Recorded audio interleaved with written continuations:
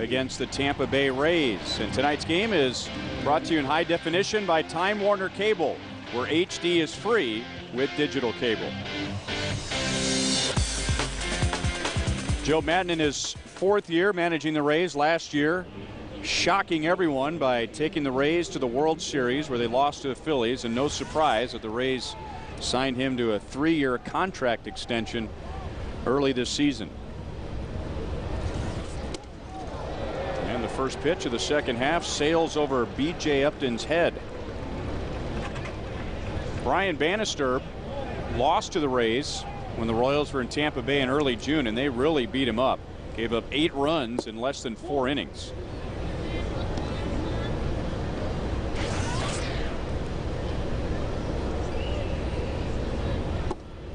And he falls behind 3-0 on B.J. Upton, who has 31 stolen bases. You want to keep him off the base pass. Well, hitting .239 with 32 stolen bases. That means he's getting on base by walk. And I tell you, this is one guy you don't want to walk. And in Bannister's last start against these guys, his attention was divided tremendously when either B.J. Upton or Carl Crawford was on base.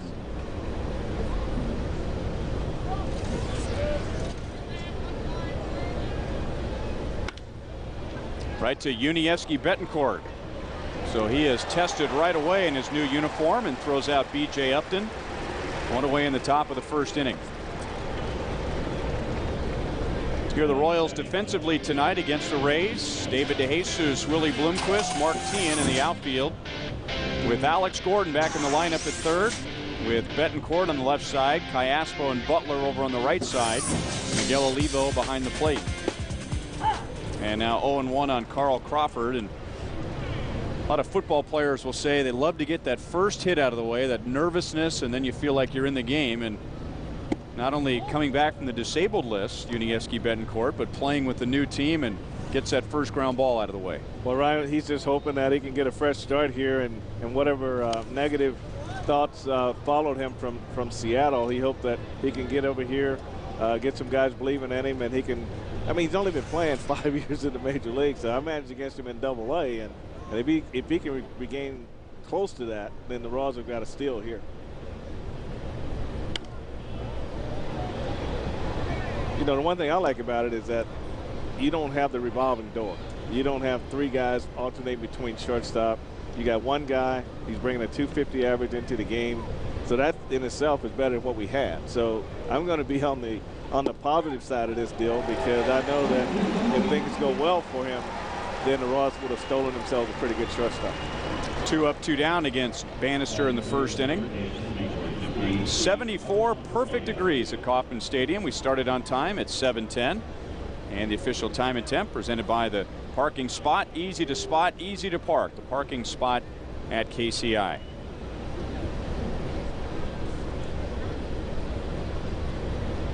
And now Evan Longoria. The Royals only had to see him once when they were in St. Petersburg in June. Injured his hamstring in game 1 and then sat out the next 2 games. 1 ball, 1 strike. Longoria 3rd in the league in RBIs with 66. Had to pull himself out of the All-Star game because of an injured right ring finger right before the All-Star game. He was named one of the starters. All 4 members of the Rays infield were All-Stars this year. Still a ball and 2 strikes.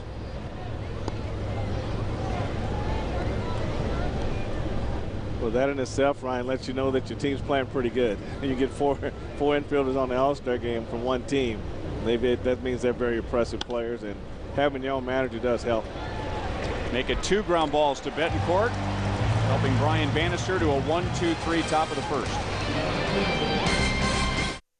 Those aren't just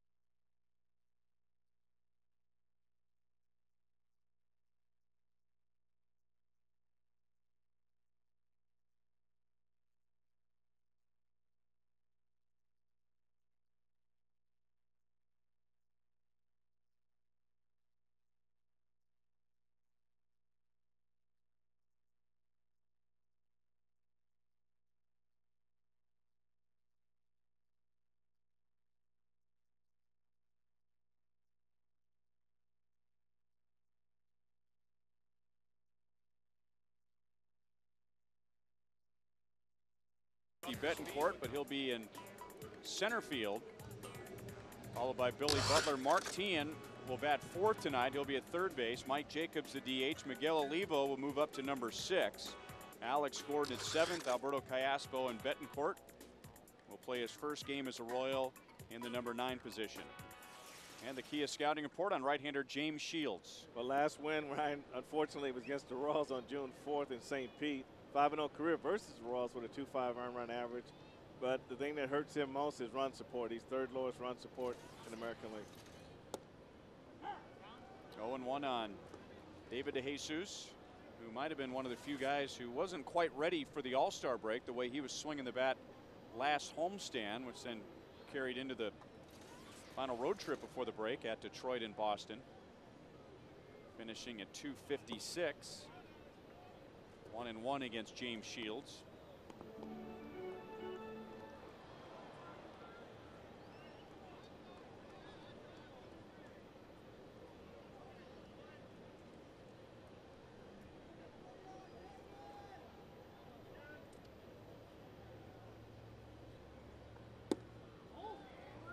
Two and one. A couple of Royals who really took off in the first half when they moved positions in the batting order. Billy Butler when he moved to number 3, and David DeJesus when he went back to the leadoff spot. And a couple of guys who say, well, it doesn't really matter where I bat. I'm going to be who I am as a hitter. I don't try and change anything, but you can't argue with the results. Well, you can't argue with the results, but David is a different hitter when he's in the first spot than when he was down in the 6th, 7th spot. In the first spot, you're required to take a few more pitches, see the ball a little bit longer, and you really don't feel like you're trying to do too much. When you get back in the middle of things, then there's all that chance of overswinging. And he begins the second half, lining it into right center field, and he wants 2. Challenging Gabe Gross, and he's in with a double.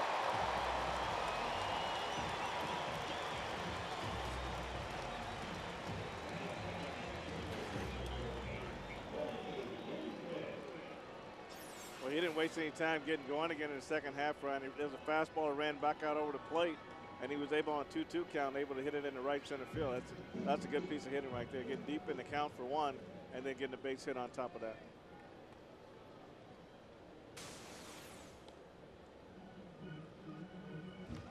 Something that plagued the Royals all throughout the first half was situational hitting. Runner at second base, nobody out, and the failure to get him home. It'd be a great way to start the second half to get David DeJesus to home plate in the first inning. And Willie Bloomquist, thinking about laying one down, takes ball 1. Well, I think the imagination of the player has to come out, and I think even if you're the line drive to second or first, you're still not getting the job done. So you got to make sure you either hit a fly ball deep enough, a ground ball to the right side, or a bunt to get the guy over. But no manager ever is going to complain how you do it. You just got to make sure you get it done.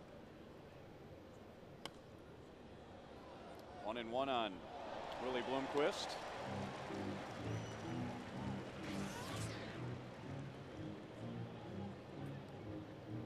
Didn't have a strong finish to the last homestand, and we wondered if maybe he was tiring because of all the playing time he was getting, but then had a very good road trip through Detroit and Boston, hitting .333. Taking inside, 2 balls, 1 strike.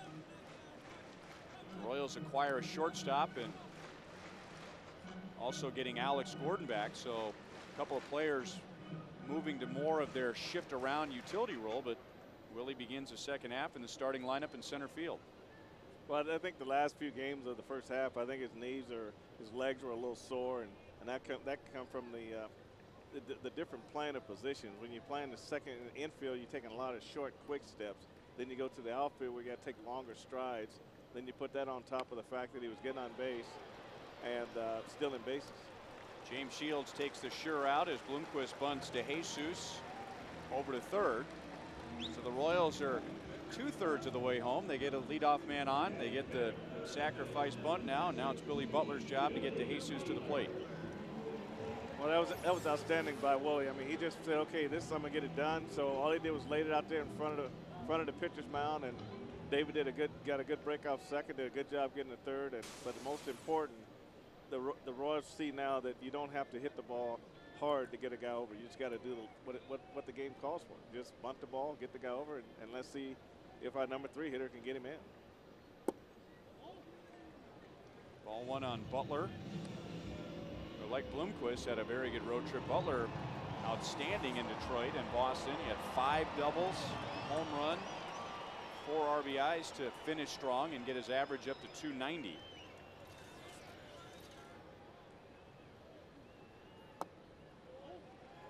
And 2 balls, no strikes.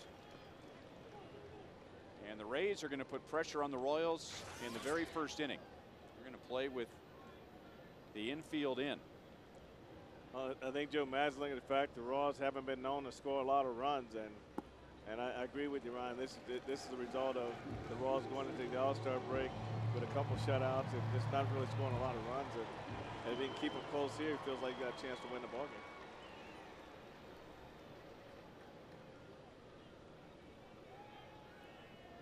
Shields hardly walks anyone, so Butler might have the green light on 3-0.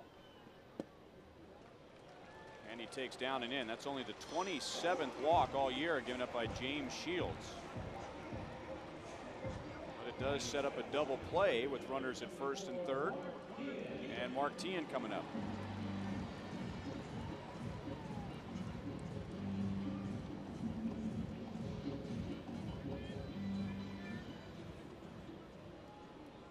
Teahen hit over 300 on the last trip before the break, but didn't drive in a run in Detroit or Boston, and now in a run producing spot in the batting order.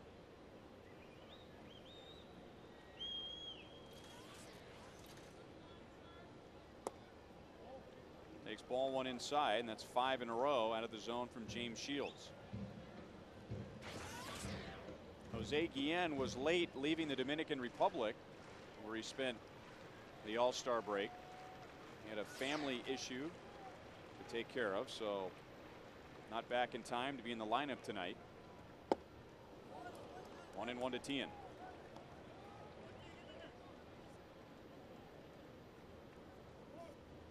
Now this is where Mark really has to take the second half and treat it like the end of the first half, where he just started driving balls back through the middle to left center field, and really in Boston playing pepper with that wall, it kind of helped the stroke a lot. But that first swing, it tried to pull a ball, but just needs to go back to what he ended the first half with.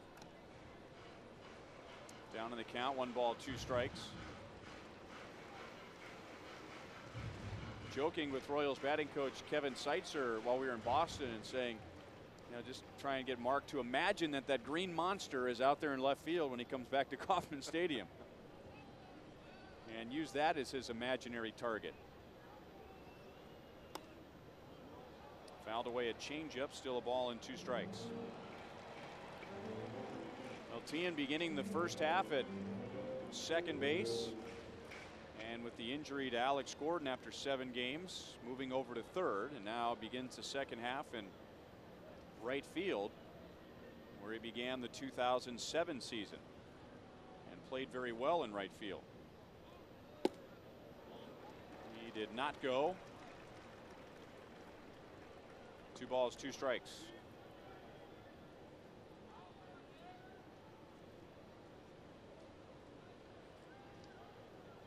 DeJesus opened the inning with a double. Willie Bloomquist bunted him over to third, and Billy Butler reached on a 4-pitch walk.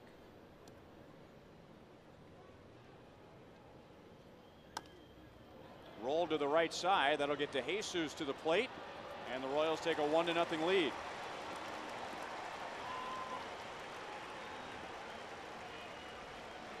That's the first time the Royals have scored a run in the first inning this month.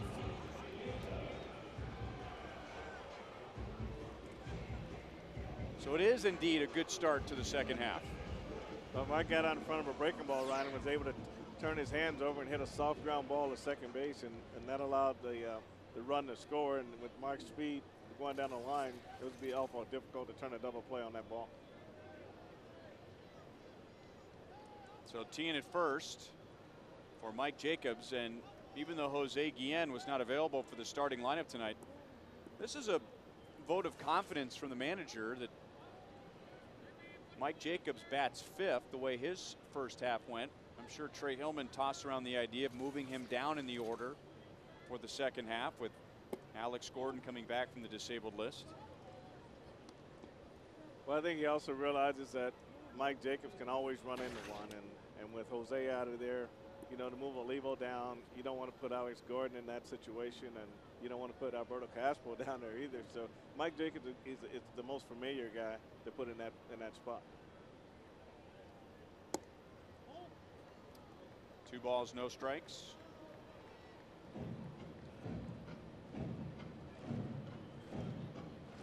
Jacobs with just 3 hits on that last trip, but one of those hits was a home run in the 9th inning at Detroit. Royals' only win in that Tigers series. 2-1. Oddly, the Royals won Game 1 in Detroit and Game 1 in Boston, but lost both series. And 6 times this year the Royals have won Game 1 of a series but ended up losing the series. Well, that's just really not gaining the momentum. Usually when you get Game 1, Ryan, on the road, and you just want to just go for the juggler the next 2 days. You don't want to. You want to at least come out there with the series and not to compete in the next 2 games of a series after taking Game 1. You know, that can be kind of depressing.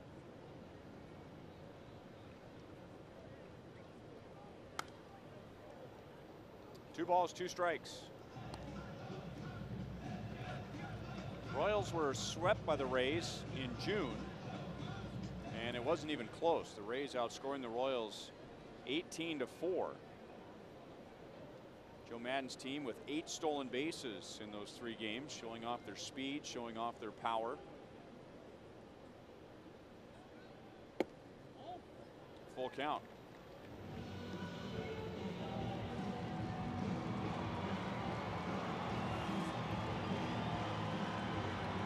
So Shields will throw at least 25 pitches in this first inning. Well, this has been a pretty good at bat for Mike Jacobs. He hasn't chased any bad pitches. That's a questionable ball that he probably would have swung at the first half. He laid off of it. So he's shown a little bit more patience in his first at bat to the second half. Down on strikes, the Royals take the lead. DeJesus doubles. Tien gets him to the plate.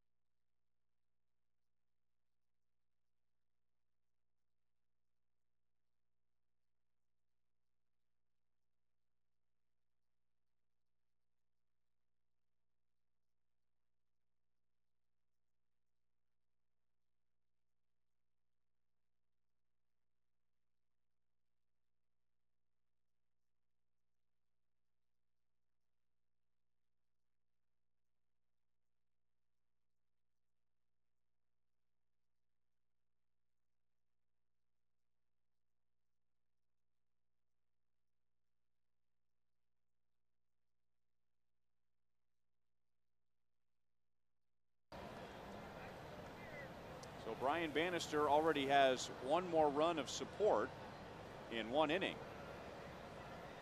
than he did in 8 innings on Friday at Boston when the Royals lost to the Red Sox 1-0.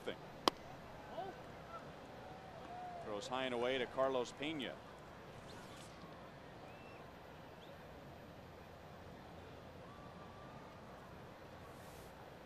Carlos Pena batting just .228, second in the league in strikeouts. He's also first in the league in home runs with 24.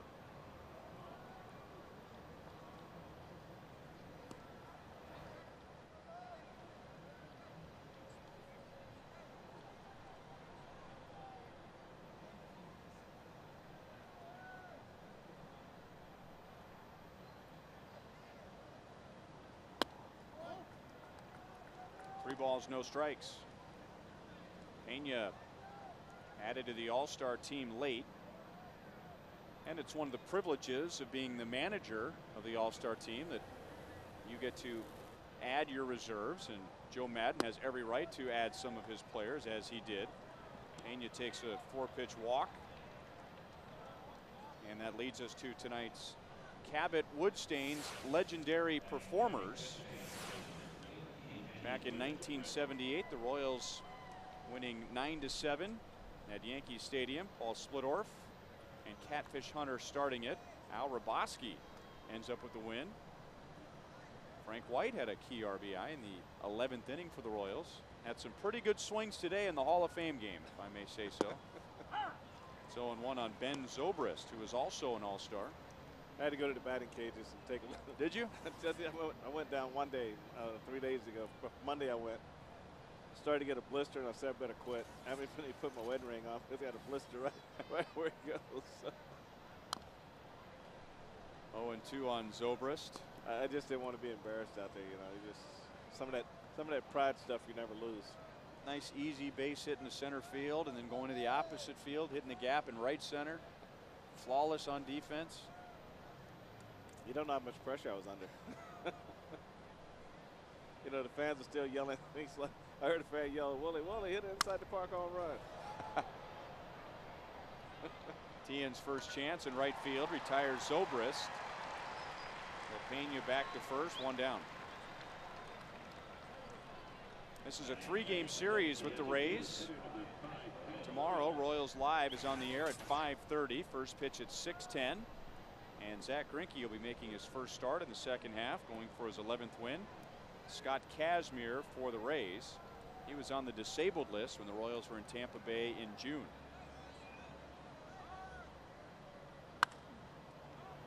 And now Pat Burrell into left, to Jesus into a slide.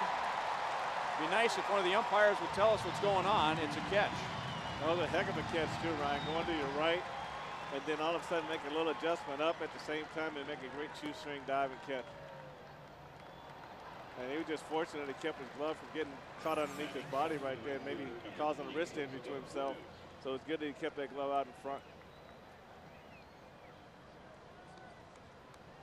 Yeah, that's a nice easy catch right there, Ryan. You see, he caught it very easily before the glove went back between his legs there. But I was gonna say, if that glove hadn't gotten out of there, he possibly could have put his whole weight down on top of his wrist right there and caused himself a problem.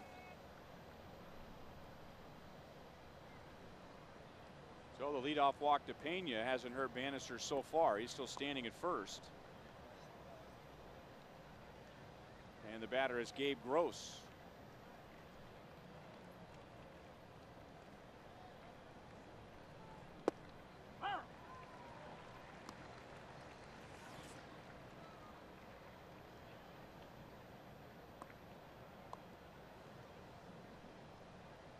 Brian Bannister really had a very good changeup and a cut fastball on Friday at Boston. And threw a lot of pitches, 115 pitches in 7 2/3 innings. And really didn't throw a lot of strikes, but when he needed to make a big pitch, he did. That's what it came down to in that game. Either with the cutter or his power changeup that's been up to around 87, sometimes 88 miles an hour. And you only get in trouble with that pitch if the ball doesn't go down. Past Callaspo and into right. Pena going to go to third. And Mark Tien's throw is a little bit offline. A pretty good read by Carlos Pena, and that's a risk. Not wanting to make the final out at third base. And the Rays have 2 on for Jason Bartlett.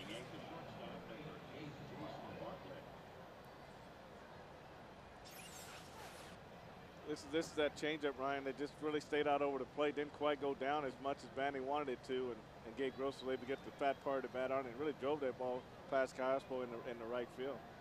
Now, Bencourt did a great job faking the cut and was able to keep Gross at first base.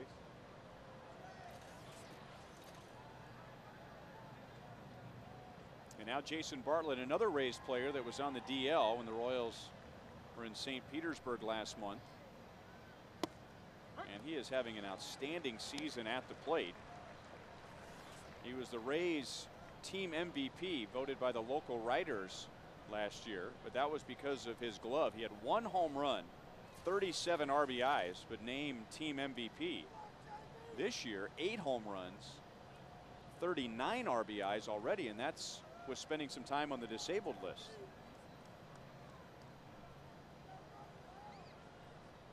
But when you look at Ronald, all their players have RBI. That means they're getting a lot of guys on base. Even with the low batting averages, they get getting on by walks, like Pena and Upton with 32 stolen bases. They're getting on base, and the hitters are driving them in.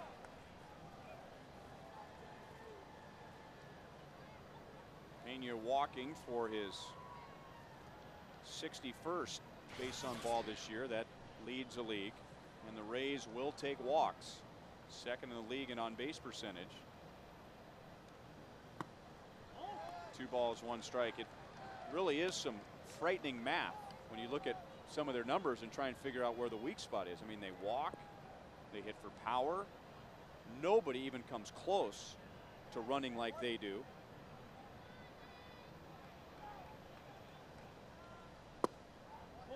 Three balls, 1 strike. So Banny has a decision here. Do you want to give in to a 347 hitter, or do you want to pitch to a 223 hitter waiting on deck?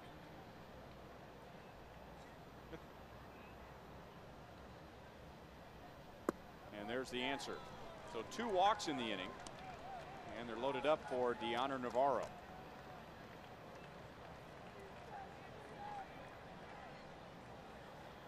I think what Ross pitchers have to understand about playing at Ross Stadium versus playing at Tropicana Field is that you can challenge your shortstop Bartlett in that situation with a fastball and try to let the ballpark help you itself rather than taking a chance on loading the bases and really giving the Rays a chance to have a bigger inning. Hey, you go from a single scoring 1 run to now a single scoring 2 runs. Well, that's the way I look at it right there. I mean, Bartlett's got 8 home runs, but Navarro's got 5, so it's not that big a difference. But to me, you got to always remember where you're pitching too. 0-1 to Navarro, and the Rays finishing 7 games above 500 and still very much in the race in the American League East. They're 6.5 games back. Got off to a slow start, able to bounce back from that. But as far as some disappointments go from the first half, Deoner Navarro is one of them. He's down 0-2. Really seemed to put it all together last year. After an off 2007, he had quite a heart-to-heart with his manager Joe Madden about his focus behind the plate and his job as a catcher before hitting. And it really turned his season around, a breakout year for him, but he has fallen back, at least in the first half this year. Still no balls, 2 strikes.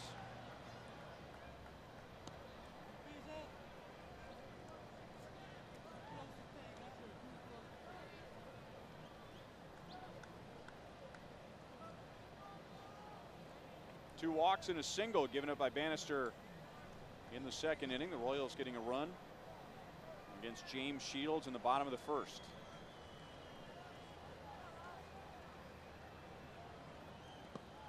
Blocked by Olivo, and that saved a run.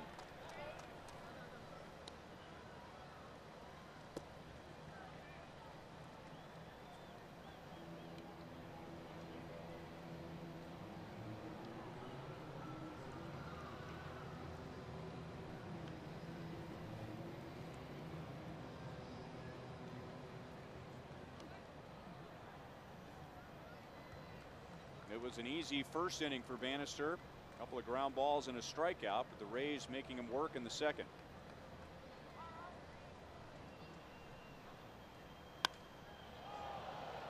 Into center and right at Willie Bloomquist, who hardly has to move, and that's the inning.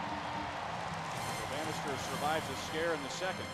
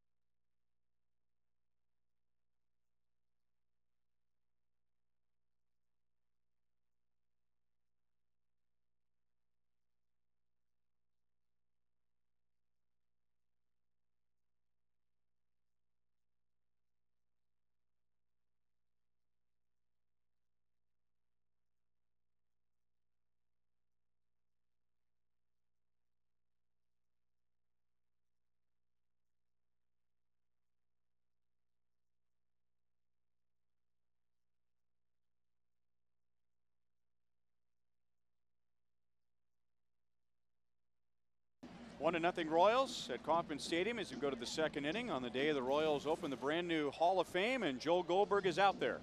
Yeah, Ryan, and there is a great crowd out here because not only the Hall of Fame, but the suites that people can buy out here, and then they come out here and sit on the patio, and so people have a chance to sit out here in left field. Also, people have a chance all game long to go inside the Hall of Fame.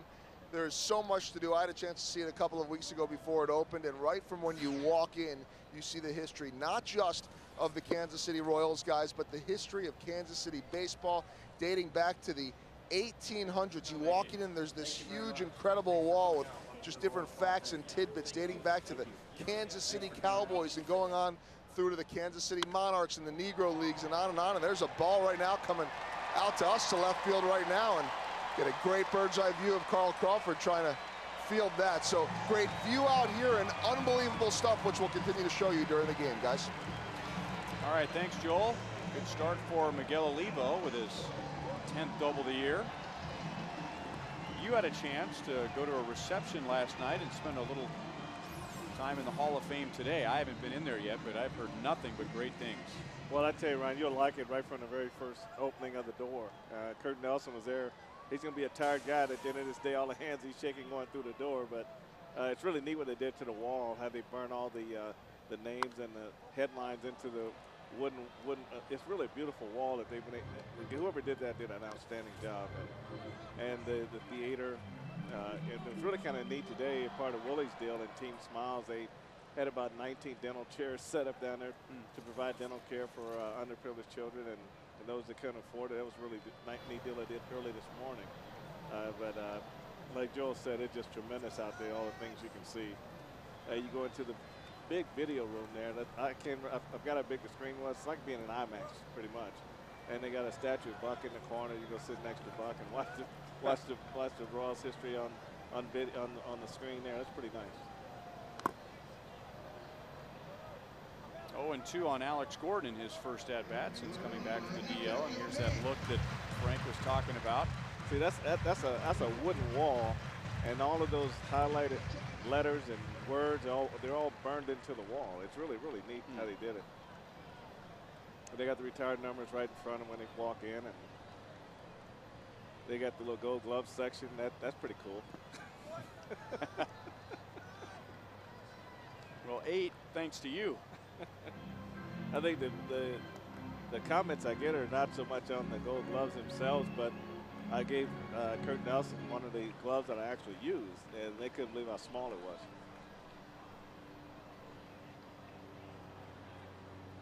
Well, Alex Gordon in there with a runner in scoring position, so welcome back to the big leagues. Didn't mean to go around, but still going to have a productive at bat. He was hoping for more than that, but he gets Olivo over to third base. So 2 innings in a row, the Royals have had a runner at third with less than 2 outs. But one thing was noticeable about Alex running to first base, he ran really no noticeable limp or anything. He looked real smooth, so that's a good sign right there. Who would have imagined that his season would take a turn like it did? His first at-bat of the year, hitting a home run against Mark Burley on opening day, and only 1 more hit after that, 6 more games after that, and was out until tonight. And once again, the Rays will bring the infield in, and Callaspo hitting it up the middle. It's handled by Zobrist. Callaspo is out, and Olivo still standing at third base. Callaspo not getting the runner home, one of the Royals' bright spots in the first half, hitting .298. And now Yuniesky Betancourt can make quite a first impression if he can drive in Olivo with 2 outs in the second inning.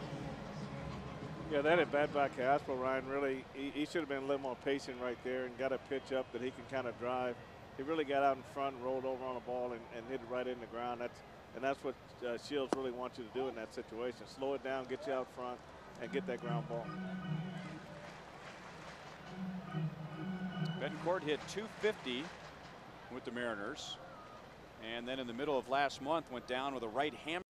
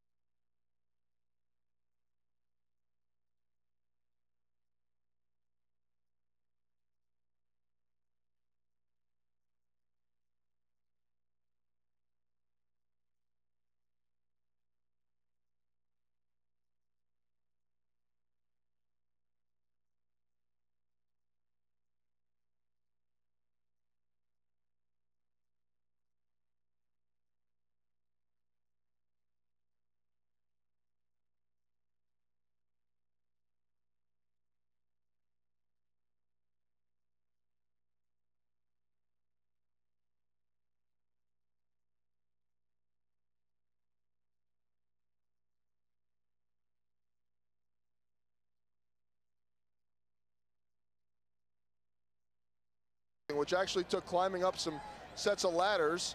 Right above there was a movie theater which shows all the history of Kansas City baseball, and now we have the most phenomenal perch from up here in left field overlooking everything. There is not a bad spot up here. I could see the whole field from up here. It's nice and breezy, and a lot of people that we just saw below us coming through the Hall of Fame and really getting a nice piece of history here in Kansas City, guys.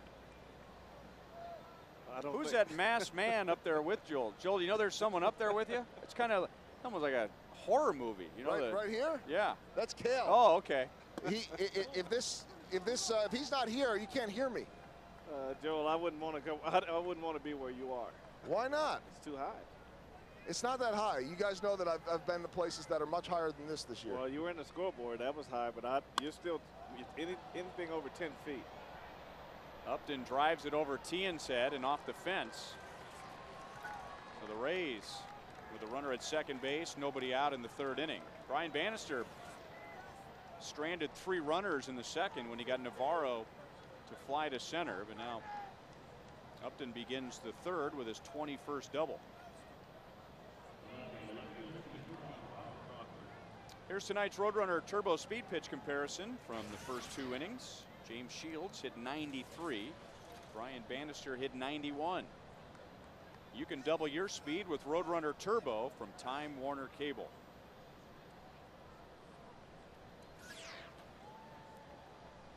Carl Crawford struck out looking in the first inning on a cut fastball from Banny that started outside and then clipped the outside corner of the plate.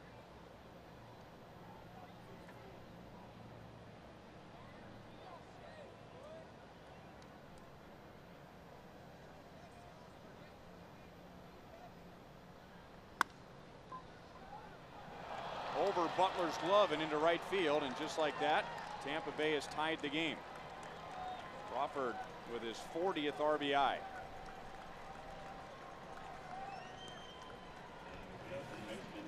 That was not the hop that Billy was anticipating.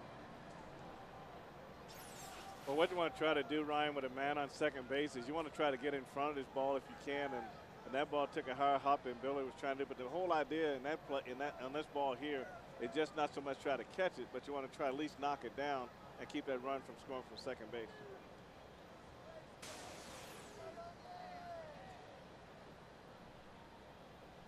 And Evan Longoria takes strike 1. Bannister got him to ground out to short in the first inning.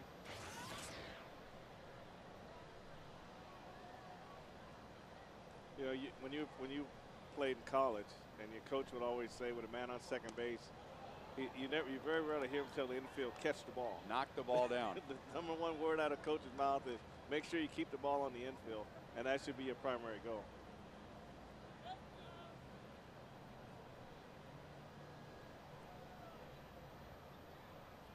Crawford leads the league with 44 stolen bases. He had 4 against the Royals in June in St. Petersburg, and we'll see how Bannister handles him here. As once again, you and I both felt that he was really distracted by the Rays' speed when he took the loss against them on June the 3rd. Well, you can go by the number of throws that go to first base. You can watch how the body quickens to get the ball to the plate, and if you're not really being able to divide that attention, once you leave him at first base, your attention got to go to hitting the mitt and making a pitch you want to make. So if you're 50-50 on both of those, then chances are the hitter's going to win the battle. Longoria took a pretty fat pitch there. That may have been a take, expecting Carl Crawford to take off. Well, you hate to do it when you've already given him 1 strike. You don't want to give him 2, but I think right now, with Manny being quick to the plate, and he's not getting a good read on him, maybe that's part of it. 1-2 counts are usually good counts to run on. 2-2 for sure. That's a good sign, though, isn't it, of an offense that's really working in concert. Evan Longoria is fully aware of what Carl Crawford's trying to do. Well, what he's saying is, I want you at second base. So I'd rather hit with you at second base than first base and get a chance to drive in a run. So that's pretty smart hitting, too. Not running, and Longoria takes down and away.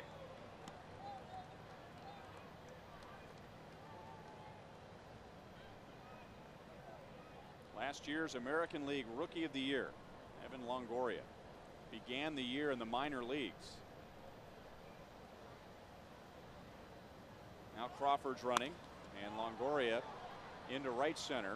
The wind is blowing out that way, so it helps it a bit, but Tien over there to make the catch, and Crawford back to first.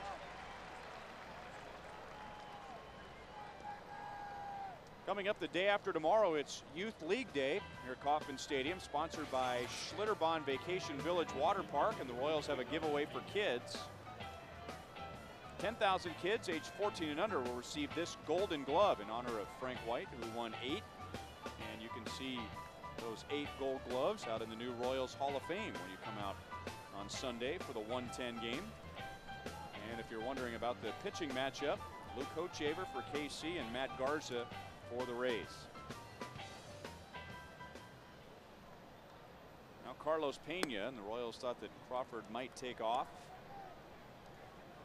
Pena taking a 4-pitch walk to lead off the second inning, advanced to third, but did not score.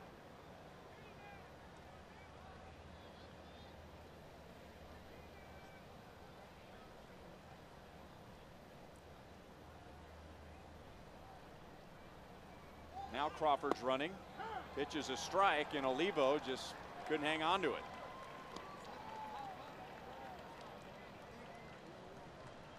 .45 stolen bases for Carl Crawford. Well, the one thing he does, he gets a good jump. He's at full speed after his third step, and he just made that look real easy. And you can tell now, Ryan, what we talk about when speed comes to town, everything speeds up. You know, Olivo's got to get rid of the ball quicker. The pitcher's got to get rid of it quicker. The infield, the middle infield's out of position most of the time. And the outfielder's got to come up and field the ball quicker. So you can see right there, Olivo tried to be too quick and was able to mishandle the ball.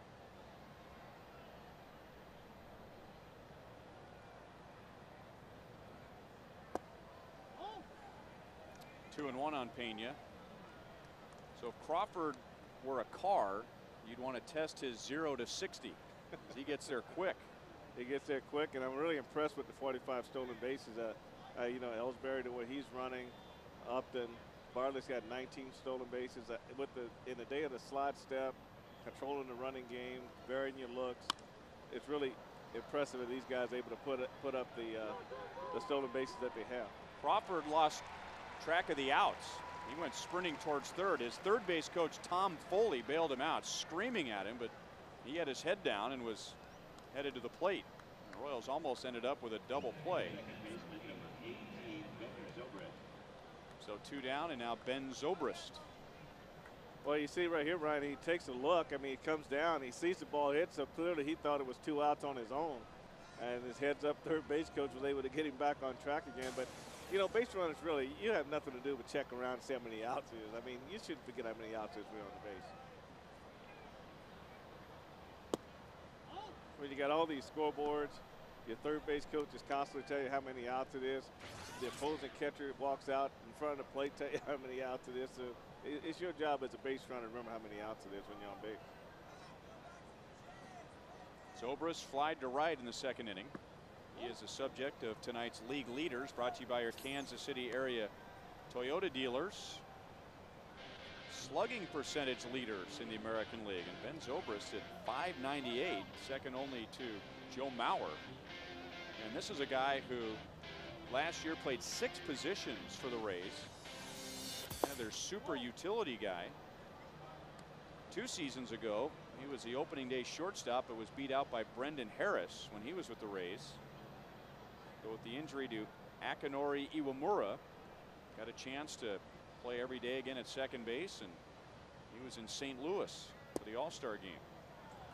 Bannister has walked 3, 2 of them on 4 straight pitches, and that puts 2 on for Pat Burrell.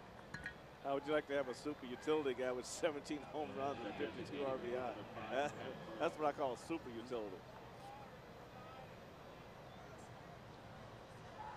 Well, every team's going to have injuries. I mean, some are going to have more injuries than others, but the good teams, it seems, someone else plugs right in. They might not be able to match what the everyday player was doing, but there isn't a huge drop-off. Well, you definitely want the defense first, and then you take the offense. But when you get them both together, then you got your pretty good player. a guy that you know that you can trust anywhere on the field, and he's going to do a good job for you. Burrow flied out to DeJesus in the second inning. We made a nice sliding play in shallow left.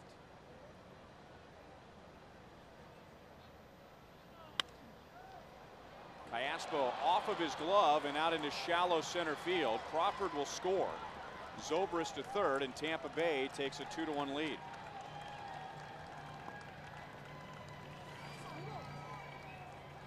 Burrell drives in his 29th.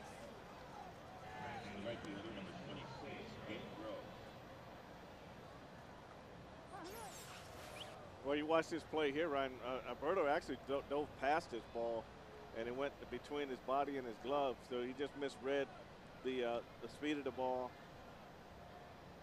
And you can just see it from a different angle. You didn't see it from that angle very well, but you can see if you're looking from the front, you can see where he actually dove past the ball, and the ball went between his body and his glove.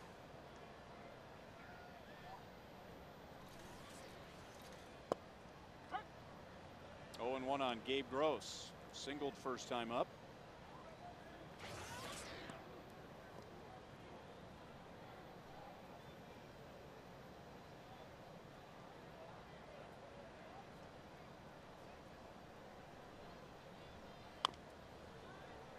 No balls, 2 strikes.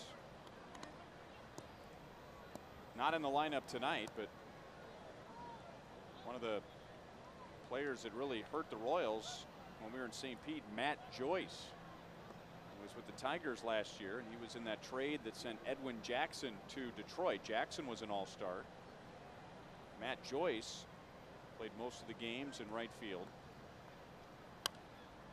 Still 0-2 on Gabe Gross.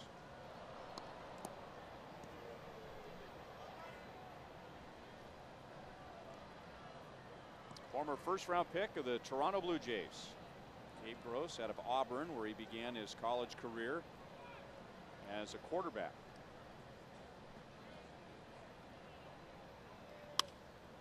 Reaching out, and Betancourt charging in. Gross is out, Rays are done, but they take the lead with 2 in the third.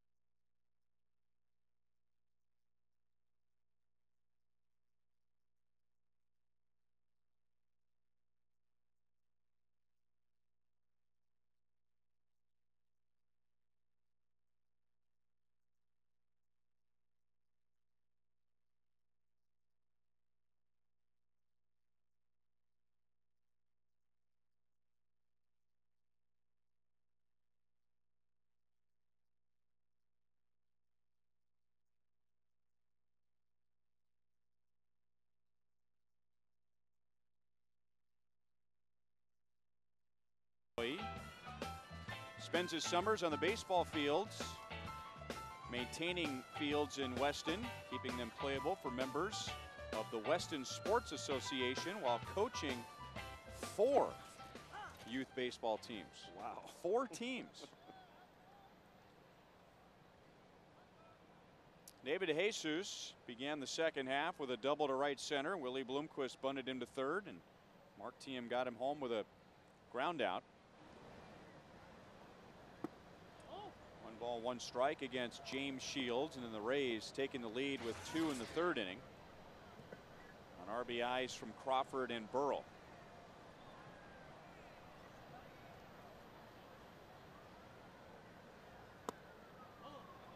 Two balls, one strike.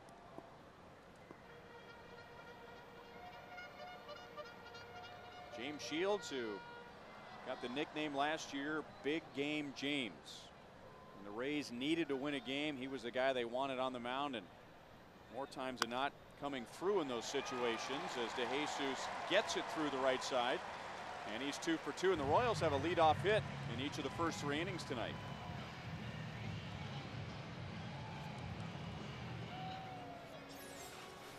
Right now, David has really done a good job, Ryan. He's really taking the balls in his zone, and he's really doing a good job of turning on it. And he picked up 2 pitches that are down middle, and he just hit one for a double, and that's a hard base hit to right field.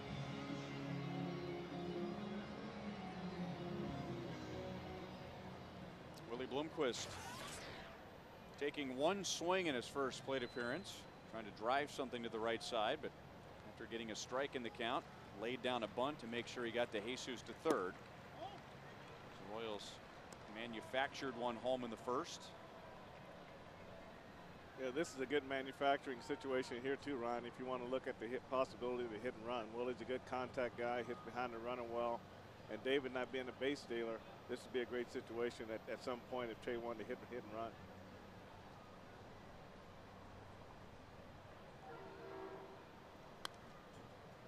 One ball, one strike.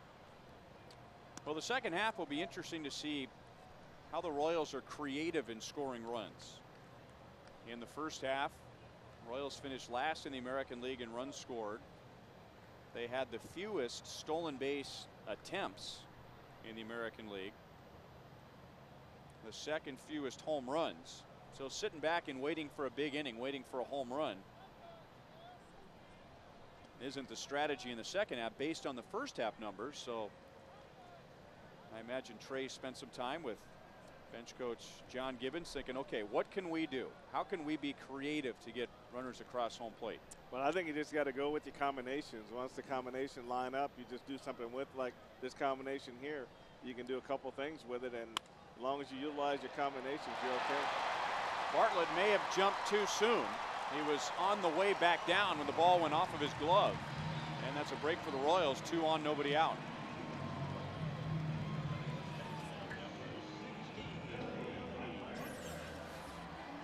Well, Willie does a good job really striking this ball well. And like you say, Bartlett may have jumped a little too soon, but that's really one thing about an infielder, though. His timing wasn't quite bad, but it just didn't seem like he was up high enough for the ball to be there when it went out the end of his glove. Let me ask you this. You know, we talk about a hitter seeing a changeup from the pitcher. You think it's coming in faster than it is, and you start your swing and it doesn't quite get there. Can the same thing happen to a fielder? Can a hitter hit you a changeup where you think it's going to get there quicker than it actually does? Oh, definitely. I mean, you see it all the time, especially if balls hit back to the pitcher. But yeah, you're right. That can happen. Now Billy off the knuckles drops it into left field. Bases loaded, nobody out.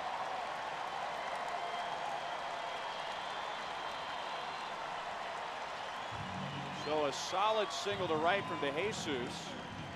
A single off the glove of Bartlett for Bloomquist, and a bloop into left for Butler. Well, this is one of those balls that he ran a two-seamer in on Billy's hands, and as a runner on second base, if you can read it fast enough, then you can score on a ball like this. But you got to see this ball right off the bat and feel like you're 100% sure it's gonna land on green grass before you take off for home plate.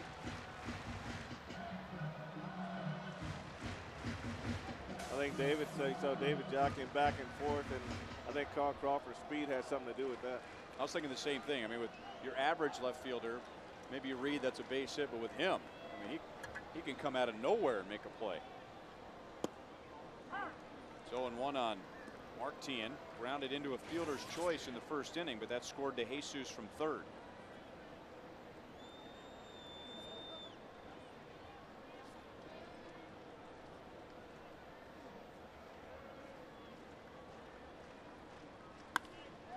Up the middle into center field. DeJesus scores. Bloomquist is around third. And he is safe, and the Royals have regained the lead. Tien has driven in all three.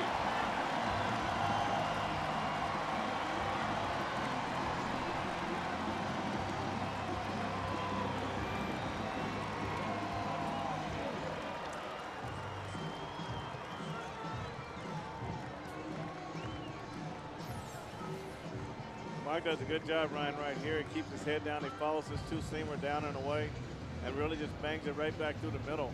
Got the good part of the bat on it. And that's a perfect ball to hit with the bases loaded. Now you got a chance not only to get a base hit, but you score 2 runs. And with the right guy on first base, you're probably looking at maybe a first and third. And Willie really got banged up a little bit at home plate when he went in and slid it. It's kind of hard to run the catcher's shin guards and come out ahead in that situation.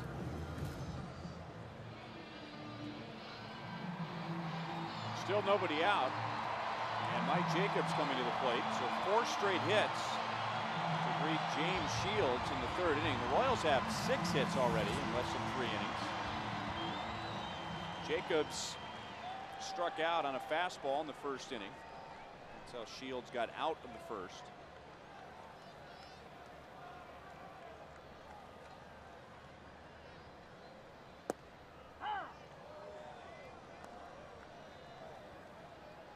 Now, this is not the type of depth you would expect in the outfield for a guy like Mike Jacobs, who has 12 home runs. But with all that speed, Crawford in left and Upton in center can afford to play shallow. Well, that's true. They gamble. They gamble on the fact that you're going to drop more balls in front of us and hit over our head. And if the ball hangs up, we got a chance to run it down. But they want to take all that short stuff away, similar to what Billy Butler was able to get a hit on.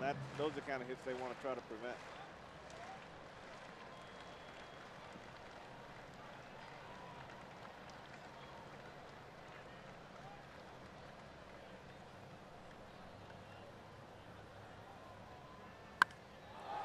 It into deep right field. It's hooking and it stays fair. 3-run home run.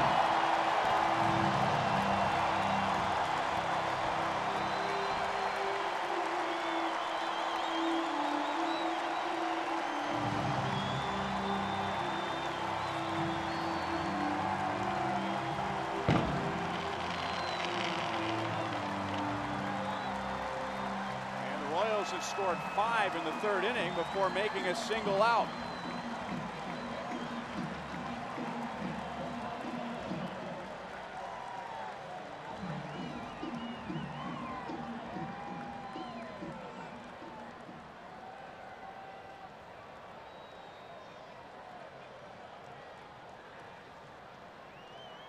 So the Royals have taken a 4-run lead in the 3rd inning as Jacobs hits his 13th.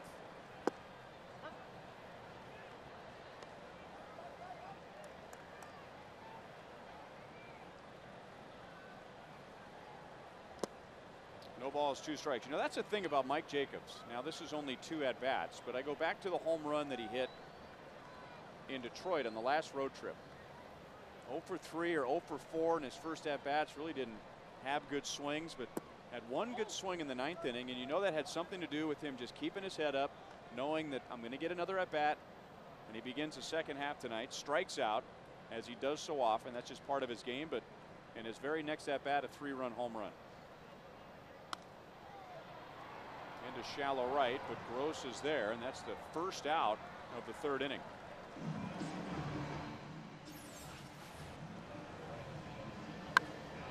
Well, the one thing about Mike Jacobs, Brian, is when he hits balls, they're hit. I don't think he's ever going to hit a cheap home run. He just got to make sure he just keeps the ball down. If the ball's down out over the plate, he's got a chance. But he just needs the 2nd half. If he can just make that adjustment, laying out that high fastball, and just taking balls down in his zone and making good swings, he's gonna end up with those numbers that he had last year. Alex's 2nd at bat, 1st time up. Wasn't pretty. Hit a little dribbler out in front of the mound, but he did advance Olivo to 3rd base with 1 out. Royals didn't get him home. 1 ball, 1 strike. Well, when you send a guy like Alex Gordon out on rehab assignment, when you look at the great year he had in Double-A and the fact that he's from Omaha, it seems like the crowds came out in Omaha when he went there, and the crowds came out and when he was in Double-A. So I mean, they just really they don't really want these guys to come back. They don't want them to get hurt. But when they do get hurt and they come back to rehab, then that really helps your team down there when they come down. I recall when Mike Sweeney came to stay with us a week. I mean, it was just him and Paul Bacco came at the same time. That was a great week for the players because they had a chance to see these guys play every day, and at the end of the day, they got those free meals. So, so they were happy about that too. On the corner, Alex is down 2 away in the 3rd inning. Saturday afternoons were made for baseball, and this week Fox brings you the national game of the week as Aubrey Huff leads the Orioles into Chicago to take on Jermaine Dye and the White Sox. You might see the Mets and the Braves. Fox Saturday Baseball this week at 3 p.m. Central on Fox. So 2 down, Alberto Callaspo. No balls, 1 strike, grounded out in the 2nd inning. That was with Olivo at 3rd and 1 out in the infield in. Swinging at the first pitch. Down, no balls, 2 strikes.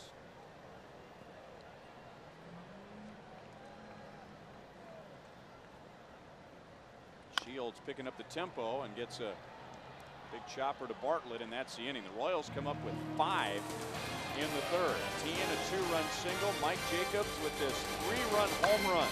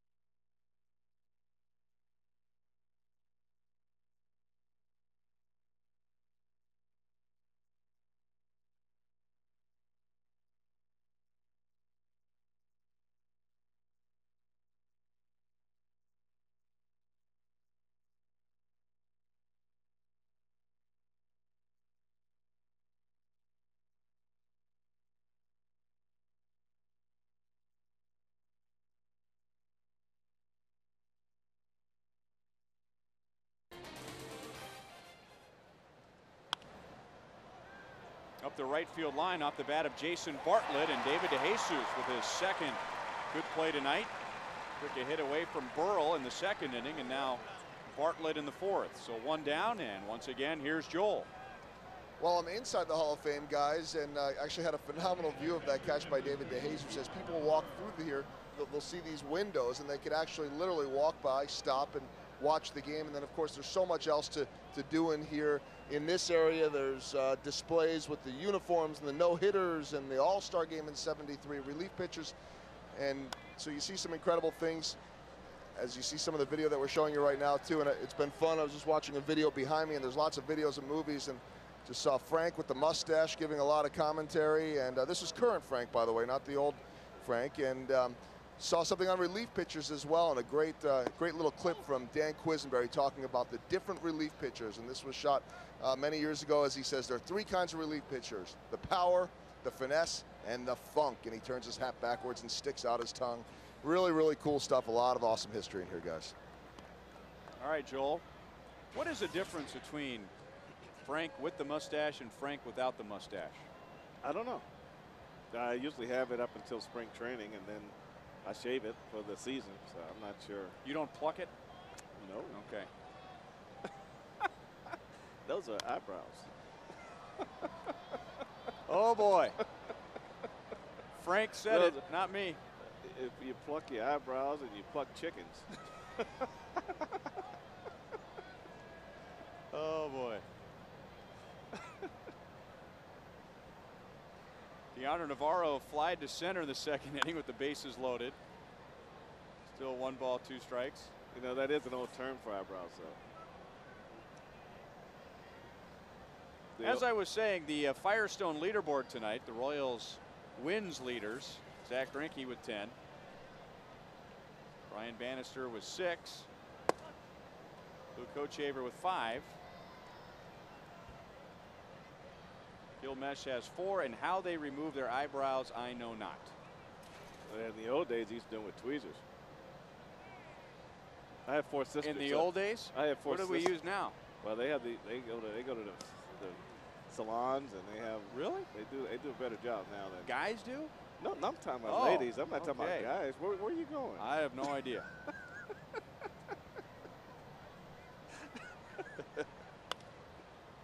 Are we live? Alex to the infield, grass, and dropped it. You know, I was just thinking before that play, I was wondering how he was going to catch it, because remember last year we talked so much about how he would catch it off to the side and how dangerous that was. And lo and behold, he drops it by doing the right thing. He had it up above his head. Well, the one thing I like to see guys do more around is use 2 hands. Here the ball, he lucky the glove is really in front of his eyes. See how his eyes just sort of closed right there? So what he did was he just screened himself off with his glove. Watch his eyes. Watch the glove go up and see how he just dropped his head. He just sort of put the glove in front of his eyes, something you can't do. You got to keep your head on the side. But 2 hands is always the best way to get your pop-up.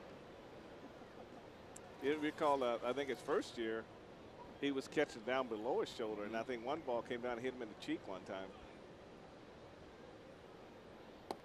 But that's one thing we tried to get him to quit doing when he was in AA. You keep reminding him, and he'd get it up there, but then he'd eventually go right back to it. So, creatures of habit.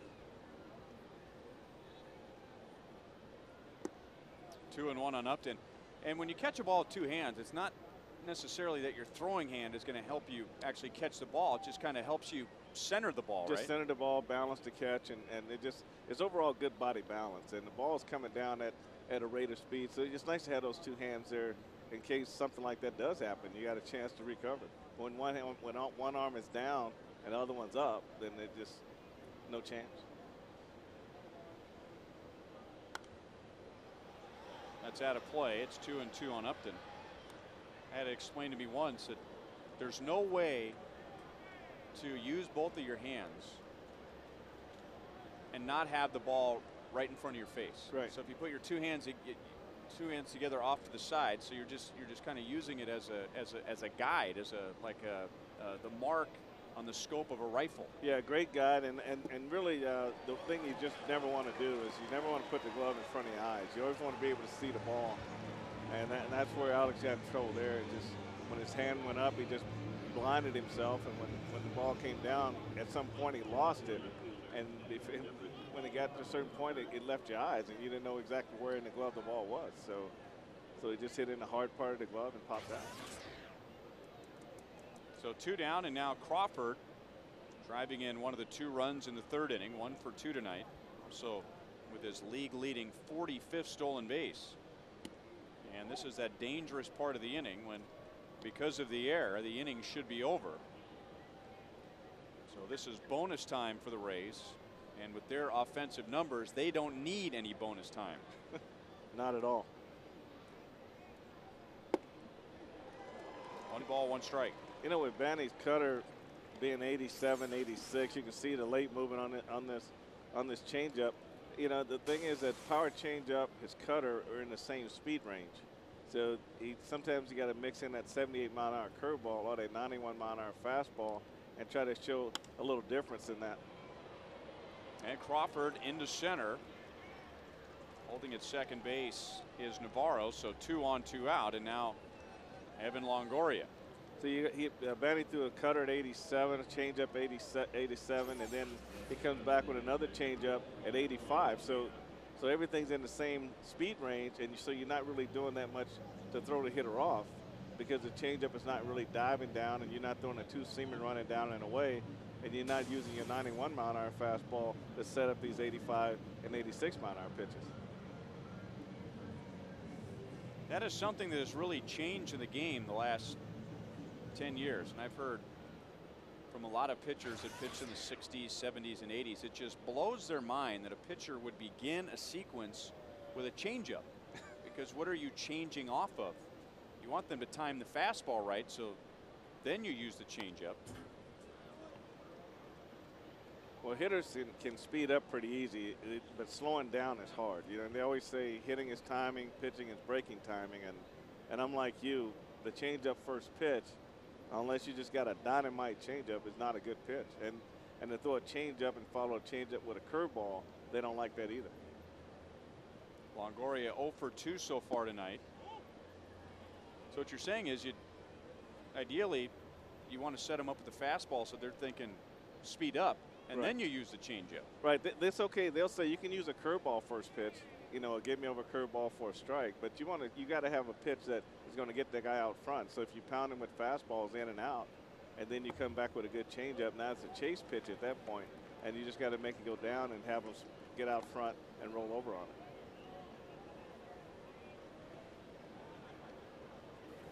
Well, this inning should be over, but because of the air, the Rays with 2 on 2 out.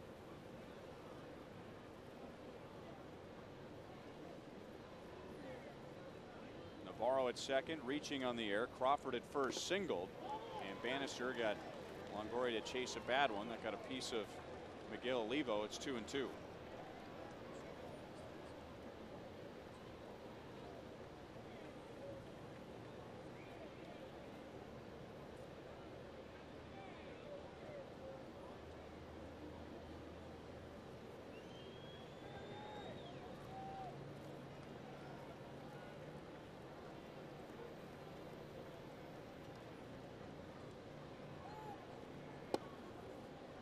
Full count now on Longoria, so with 2 outs, Navarro and Crawford are off with the next pitch.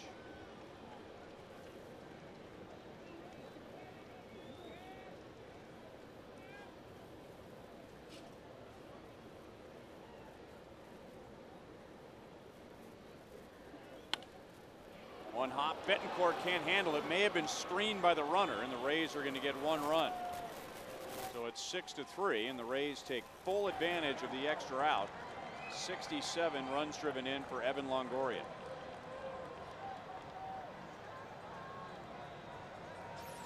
Well, this is where I think Banny's getting in trouble here, Ryan, is that he, in this sequence to Longoria, he threw 87, 86. They do an 84-mile-an-hour pitch, and then he comes back with another changeup.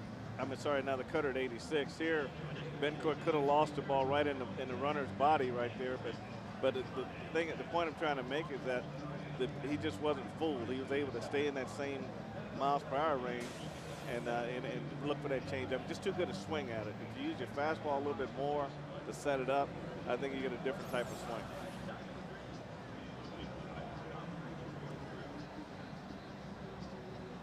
Yeah, that looked like a guy who didn't get a good look at that ball. Of course, he didn't have a lot of time to get a look. That ball was hit hard. That ball had overspin too, and it was coming up. I mean, as soon as it hit the ground, it just started driving straight up. And I tell you, you don't want to get in front of one like that. You will have a lip problem. Yeah, I was just thinking, it's before one game is even over in Betancourt's Royals career, it's pretty clear that the Mariners go by the same rule the Royals do about keeping the ball off your lips. But the one thing I can tell you, Ryan, I haven't seen a lot of guys getting in front of balls, knocking them down. I've seen them leaning to the left, leaning to the right, but I haven't seen guys putting their chest in front of the ball and knocking it down. Or your lips. Use your lips. I mean, when I first came up, Brooks Robinson, all those guys played the hot corner. They just used their body. They just knocked balls down, picked it up, threw the guys out. But I don't see much of that in today's baseball. 0-2 on Pena, who has walked and flied out. Well, and especially in the case like that too, where you just don't get a good look at it. I mean, if there was no runner, he may have gone after that ball a little differently, but he's trying to find that out of Deanna Navarro's jersey. What the? It had some heat on it. Bandit didn't fool him with that pitch at all.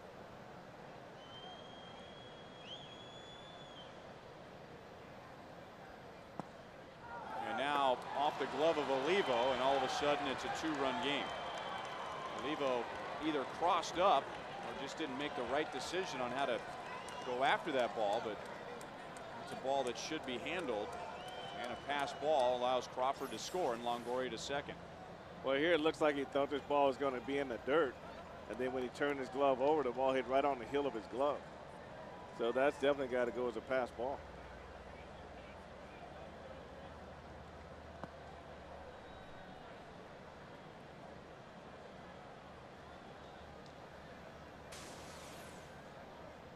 One and two to Pena. 2-2 to Pena.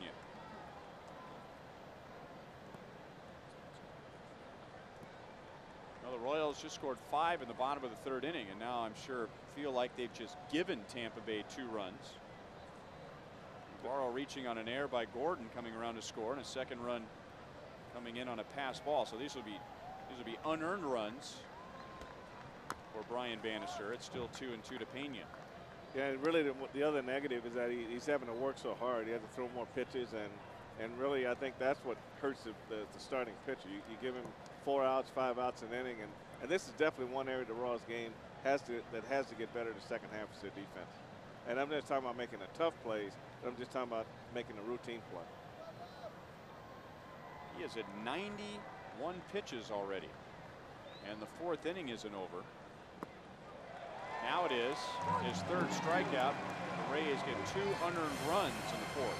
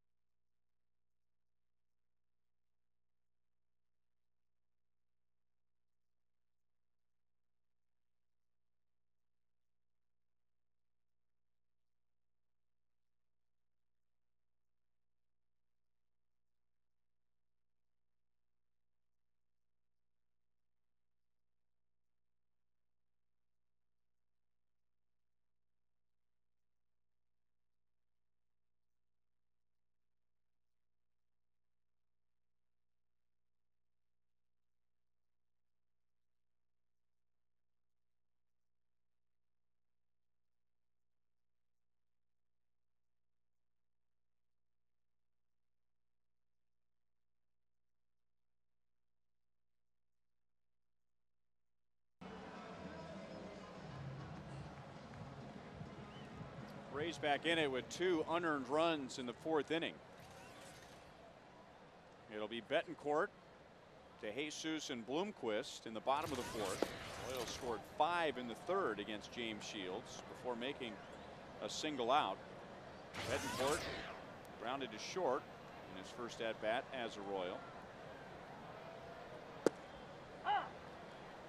Betancourt defecting from Cuba in 2003, and he had one of those harrowing experiences of being on a raft for over 10 hours.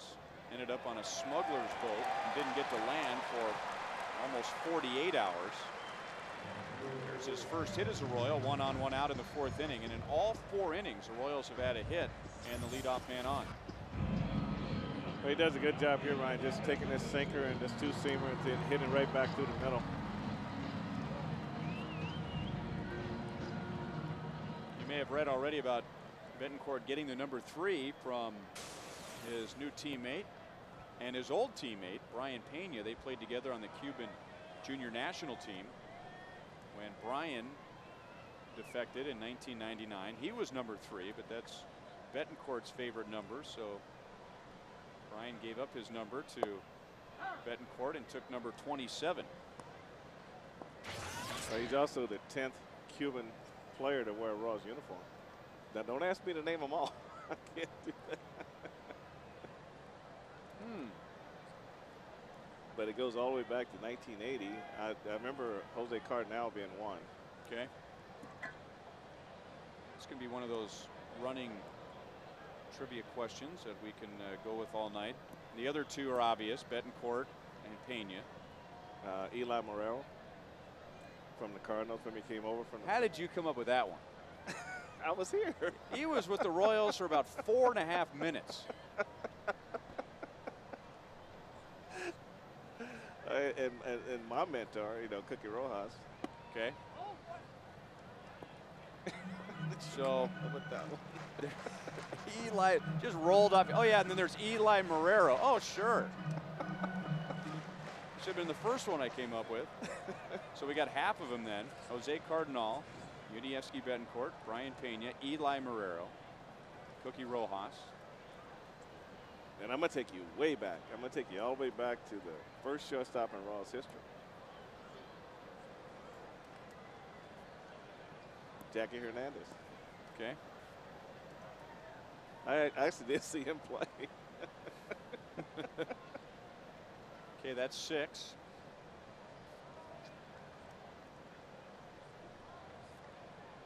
DeJesus, by the way, 2 for 2 tonight. Led off the first with a double, scored. Led off the third with a single, scored. 1 ball, 2 strikes.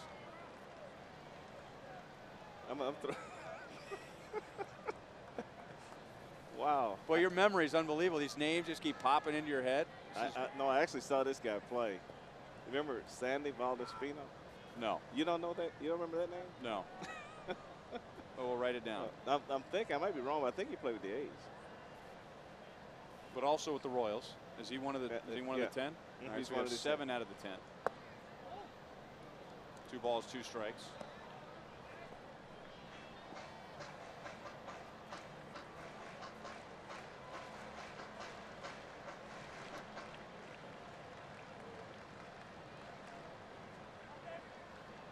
Why don't you go into the deep recesses of your mind, or producer Kevin Shank, one of the two, and have there been any in the last 10 years besides Betancourt, Pena, and longtime Royal Eli Marrero?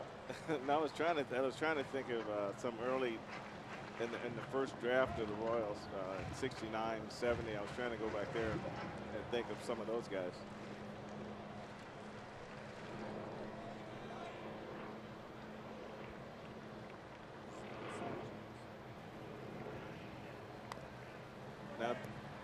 Now this. You know, we've got you trained so well right now that you kind of just, you know, then again, there's the. Well, I had another name, but I will not say this name because I've never heard of. Somebody threw this name to me, man. Zip Sanchez. You ever? Zip Sanchez.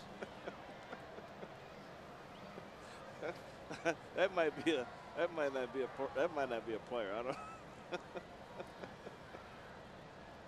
Well, that's 8 of the 10. Now 1970 pitcher. Timeout was called. Boy, that's pitchers hate that. You can be injured that far into your pitching motion and stopping.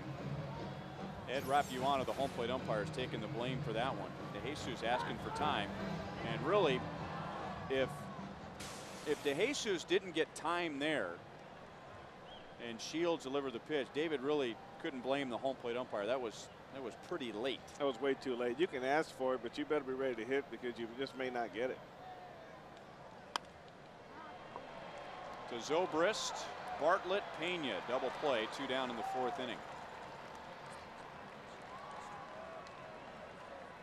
Told you about the 2 unearned runs in the top of the 4th inning. Could have been worse, but Ryan Bannister striking out Carlos Pena in the RB's pitch by pitch. He does a real good job here, Ryan. He works the ball down in the zone. There's a pass ball right there on Olivo, but he just stayed down and just didn't bring the ball up, didn't elevate the ball at all. Just stayed down to the back leg of Carlos Pena. He kept swinging over the ball. Willie Bloomquist has laid down a sac bunt. He has singled and scored. 0-1 from James Shields. Boyd got 8 of the 10. I know there was a pitcher, 69, 70. Might have to get some help from the truck on this one. Aurelio Montegudo. Yeah, that came from the truck. Is that one guy or 3 guys? That was one. Okay. It's like menudo soup.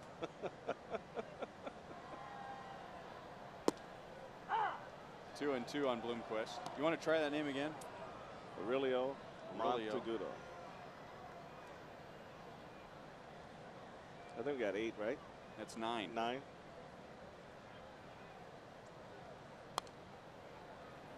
Still 2 balls, 2 strikes. We have Jose Cardinal, Yunievsky Betancourt, Brian Pena, Eli Marrero, Cookie Rojas, Jamie Hernandez, Sandy Valdespino, Zip Sanchez, and Aurelio Montegudo. 3 and 2 on Willie Bloomquist. And the last one also comes from the truck, Nelson Santavina. Okay. That's in 93.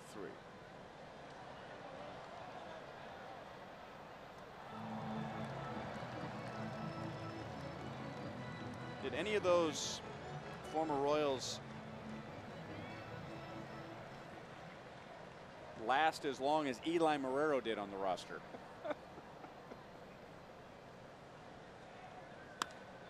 Bloomquist into right center, but slicing, and Gross runs it down, and that's the inning. Royals scoreless in the 4th. They lead by 2.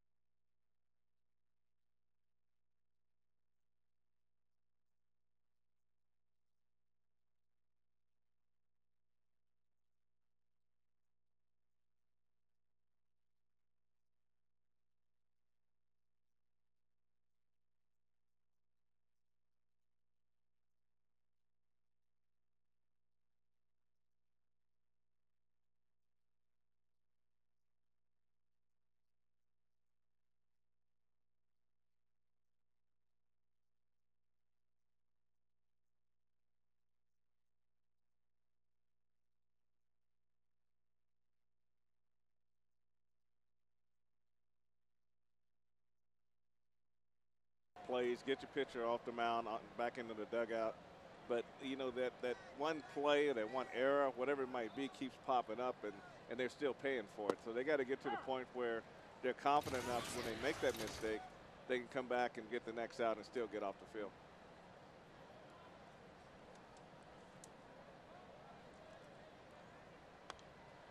1-2 on Ben Zobrist. Flied out his first time, walked in the 3rd inning. He'll be followed by Pat Burrell and Gabe Gross. So Brian Bannister has a 2-run lead working into the 5th inning. The Rays have really made him work just to get through 4. Well, what Trey Hillman and Bob McClure don't want to do, they don't want to turn this game over to the bullpen this early in the game. They'd like to see Bannister get into the 6th, but the way his pitch count's going up, that may not happen. So the bullpen's got to come out and get a lot of outs tonight. Well, here is where he stands right now. Brought to you by James B. Nutter and Company. So he's 3 pitches away from 100 already. And again, Frank, similar to the Boston game, where he had much better results, obviously, but not a great strike-to-ball ratio. But in Boston, it seems like every time they got someone on base and he needed to make a pitch, he did. Well, I think it comes back to overuse. Maybe overuse to the cutter. You have to be really fine with it. He doesn't never throw the cutter to the center and make it go away. It's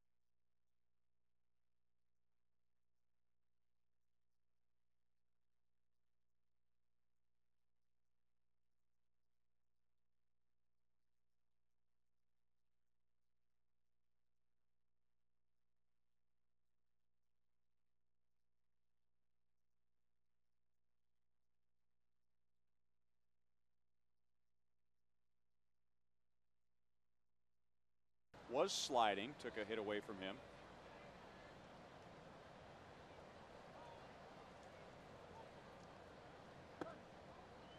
One ball, 1 strike. Pat Burrell last year was with the Phillies, and they beat the Rays in the World Series. And the Rays this past offseason trying to improve their club, and you figure how much improvement do they need, jumping over mountains last year and going from the worst record in baseball in '07 to the World Series the next year.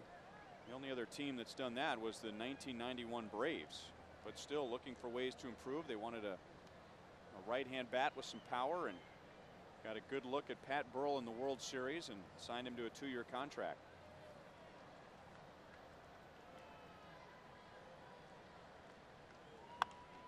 Off the end of the bat, chance for 2, and Butler able to keep his foot on the bag.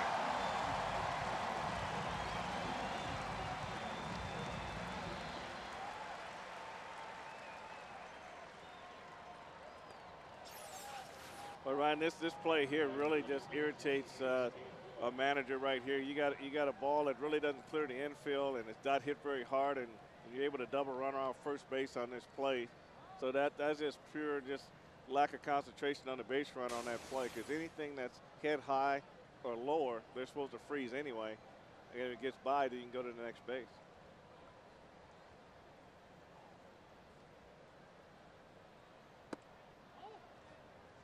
Ball 1 on Gabe Gross, 1 for 2 with a single tonight.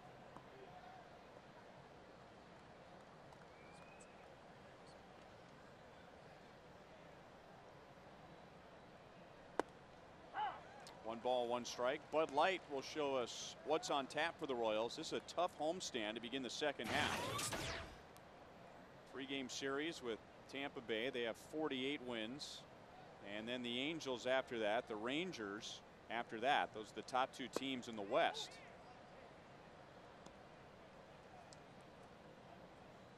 Angels have won 50 games, 2-game lead over Texas. They've won 48 games. So some of the best in the league coming to Kauffman Stadium during this homestand. 3-1 on Gabe Gross.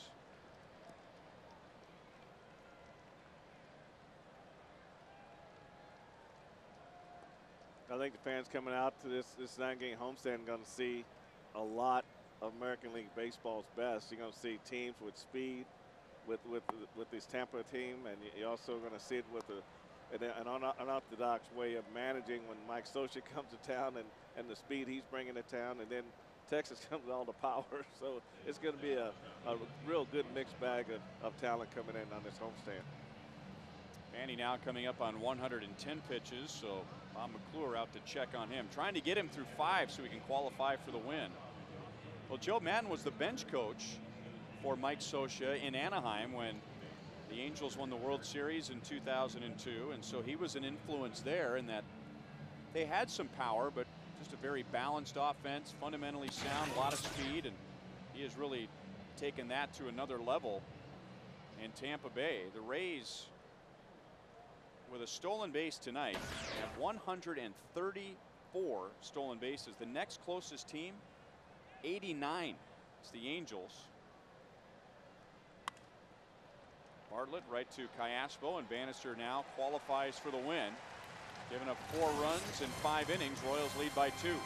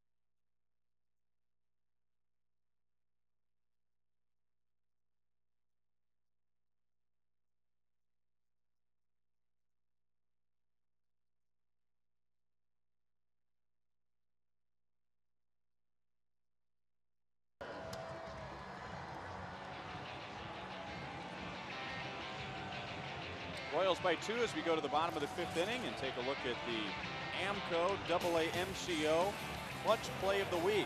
And a look at Zach Greinke's work in the All-Star game on Tuesday. Got former Royal Raul Ibanez on his first pitch to pop out. Struck out the Mets' David Wright looking and the Phillies' Shane Victorino swinging. And just like that, Zach was done for the night. Well, we've seen that back leg slider, the left-hander. We've seen him swing and miss that ball a lot so far this season. In the end, Joe Madden, who's here tonight managing the Rays, decided to go with Roy Halladay as the starting pitcher in the All-Star game instead of Zach. And Zach admitted he would have liked to have started the game, but understands that Roy Halladay has a much longer track record of success. And Zach admittedly says, I've only done it for 1/2. This guy's done it for 6 or 7 years. Well, that's true. And then you also had Wakefield with 11 wins, Beckett 11 wins. So he had some choices, that's for sure. But regardless, I think if any way he would have gone, it wouldn't have been the wrong choice. But how do you explain 13 consecutive wins for the American League? better league. I find that just hard to believe. 2-2 on Billy, who was walked, singled, and scored a run. Well, it's tough to prove in one game, in an all-star game, and it really isn't a game. I mean, it's a showcase, but look at the last few years in interleague play. The American League has just dominated the National League.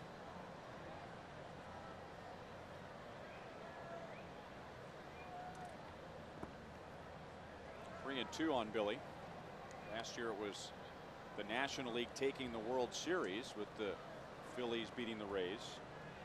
But I think most people would agree, by and large, there's more talent right now in the American League than there is in the National League.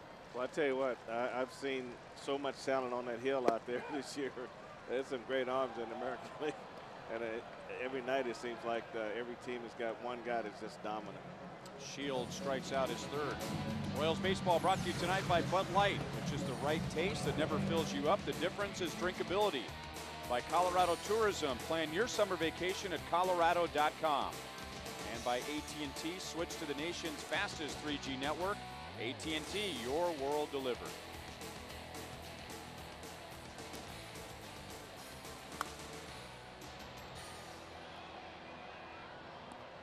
One on Mark Tian, who has driven in 3 of the 6 runs tonight. RBI with a fielder's choice in the first. 2-run single in the third. He has also scored a run himself. 0-2.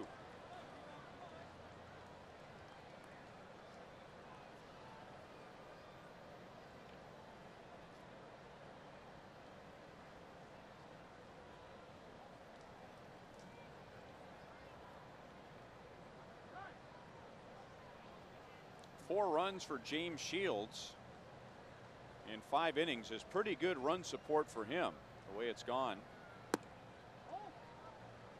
Shields, very similar to Brian Bannister, pitching very well lately. Hasn't pitched that well tonight.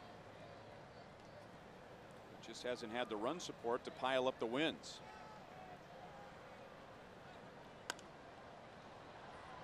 Still 1-2.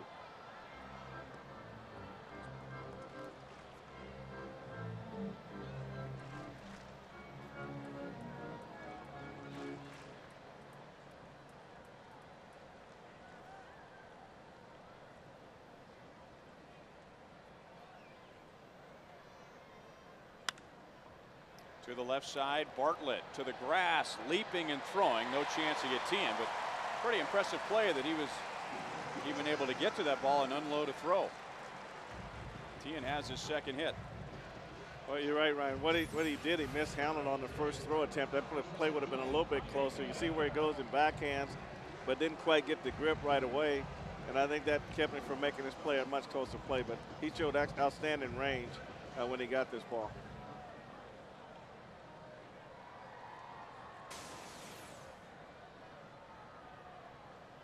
And that brings up Mike Jacobs, who had a 3-run home run his last time up. That capped the Royals' 5-run third inning.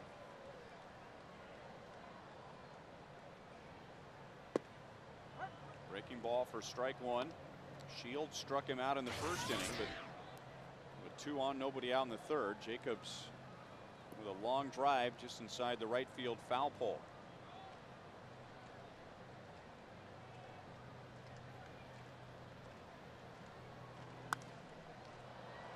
Now towards the left field corner. That's a long run for Crawford, and he's there crossing the line. Not many left fielders are going to catch up to that, especially since Crawford was pulled over towards left center with a shift over towards the right.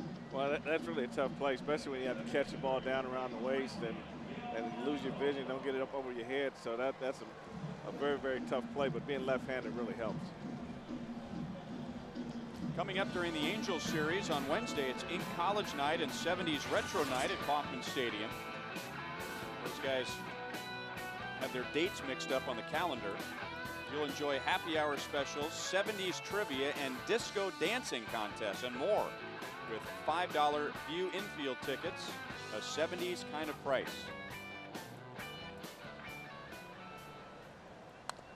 Although those guys weren't necessarily 70s, that was more 80s.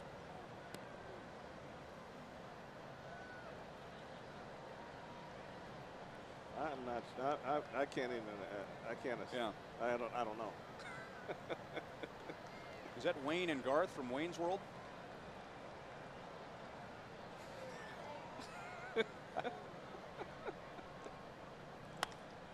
Olivo off the end of the bat, and that's into center. Tien will stop at second base. Olivo has a 2-hit night. And the Royals, who have never beaten James Shields, he's a perfect 5-0 against KC. The Royals with 10 hits in less than 5 innings tonight. Well, he just got out front on the curveball and just hit it right on the end of the bat, but kept it in the center of the field, didn't try to pull it, and was able to get it out over second base in the center field. But you see how far he had to reach out to get this ball, and it's kind of neat to see Alex Gordon get a big 2-out base hit for the Royals right here. A little bit inside for ball 1. Alex so far 0 for 2. He committed an error in the 4th inning, which resulted in a couple of unearned runs and turning a 6-2 game into a 6-4 game. Lays off that pitch, 2-0.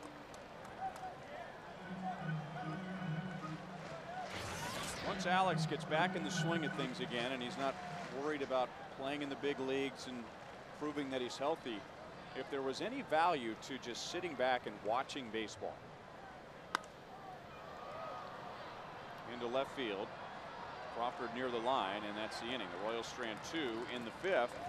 Still in front, 6-4.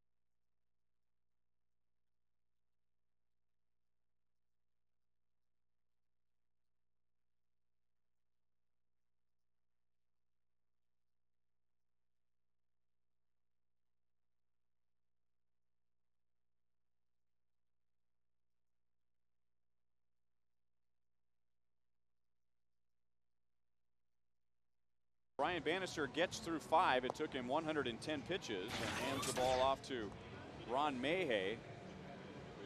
The Royals going to their bullpen in the 6th inning tonight. 29th appearance for Ron Mayhay. He'll get the 9, 1, and 2 hitters. So Bannister 5 innings. Gave up 7 hits, 4 runs, 2 were unearned, 4 walks, and 3 strikeouts. So Navarro, switch hitter, moves over to the right side. Flied to center in the 2nd. And then reached on an error with 1 out in the 4th inning, which eventually extended the inning for the Rays, and they scored 2 unearned runs.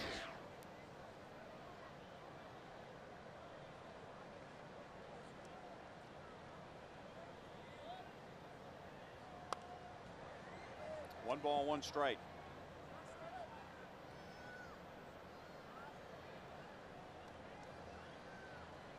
A couple of stats that hurt Mayhay in the first half. home runs. He gave up 5 in 29 innings. And he walked 12. So almost 1 walk every 2 innings. 1-2 on Navarro.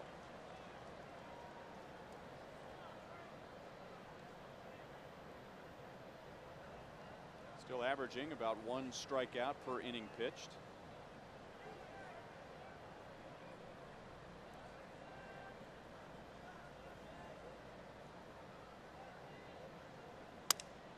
Breaks Navarro's bat.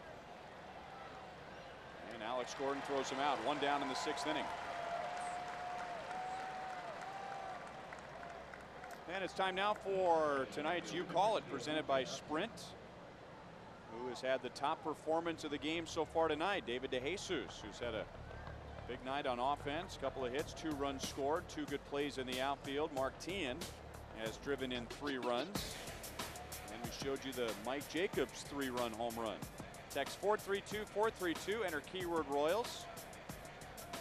Followed by A DeJesus, B Teahan, C Jacobs as BJ Upton strokes his 2nd hit of the night. So 1 on 1 out in the 6th inning.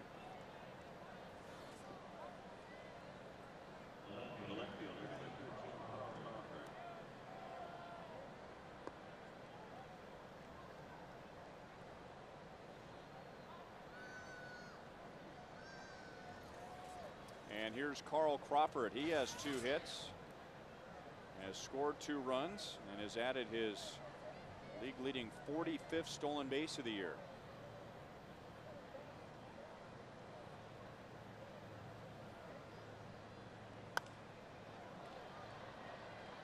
On one of the biggest stages for Major League Baseball, Carl Crawford made one of the biggest plays in the All-Star game on Tuesday.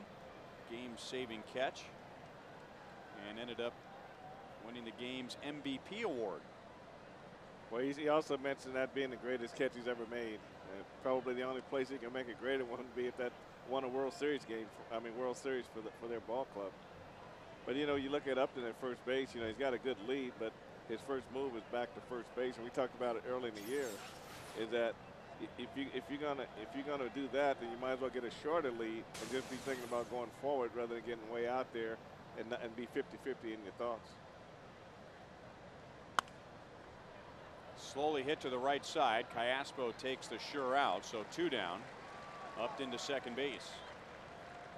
It's little plays like that, and you and I had this discussion in Boston based on a conversation we had with Trey Hillman, that the mistakes that Alberto Callaspo has made in the first half at second base have been more decisions and they have been physical mistakes. And maybe that's a little glimpse there, that realizing the speed of Upton, realizing the situation, because we've seen him try and force plays like that, try and turn a double play where there is no double play. Well, that's true, Ryan. Just learning how to manage the game. Just take the sure thing sometimes and not try to do too much and get nobody. We saw that a lot the first half. So just getting back to saying, okay, I have to do what I need to do and manage this game to make sure the game doesn't get out of control. And like you say, that was pretty neat right there. He just took a quick peek and went and said, well, no play, and then went right to first base. And I think the Royals also are hoping by having a steady shortstop and not having 2 or 3 guys moving in and out, that in itself will make him a little bit better around the bag.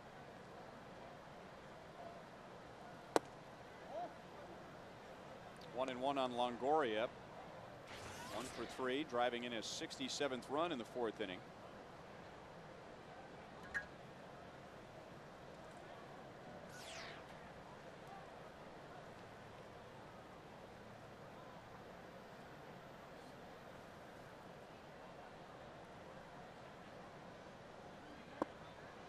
Good pitch.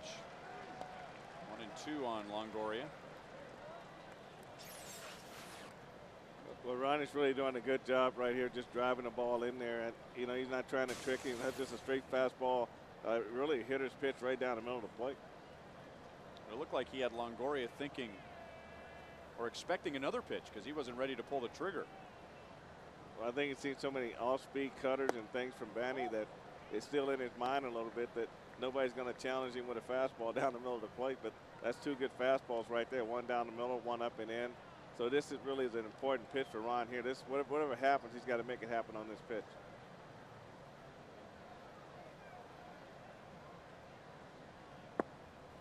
Three and two. You know, and when you don't challenge good hitters, and you have to be careful with good hitters, but when you don't challenge them and they're not strikes, it seems like they're always in 2-0, 2-1, 3-1 counts. You just make them better hitters because they know that you have to give them what they want now, where in the other way they don't know. They're just guessing that you're going to give it, but in this count here, they know they're going to get something to hit. Chased ball 4, and Bloomquist runs it down in center field. So Longoria leaves the runner at second base in the 6th.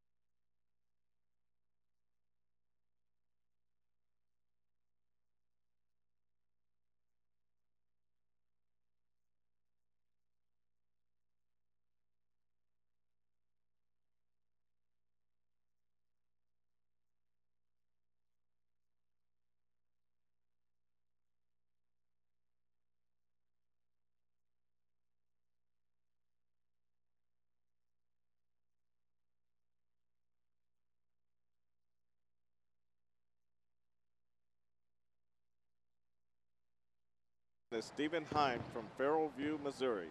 If the Royals hit a home run this inning, Stephen, you will win $200. But if the Royals hit a grand slam out of the park, you will win $25 grand from Sonic and the Kansas City Royals.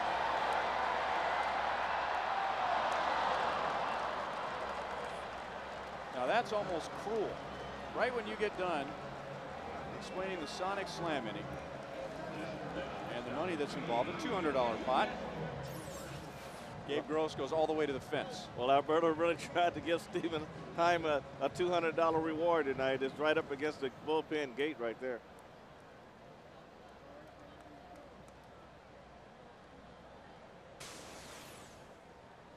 So a quick out for Shields, and now Unieski Betancourt, who was grounded out and singled in his first 2 games with the Royals.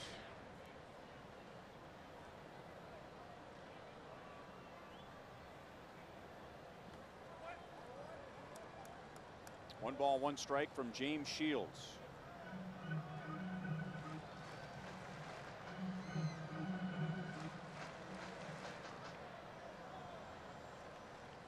Royals with 1 in the first and 5 in the third. 1 ball, 2 strikes.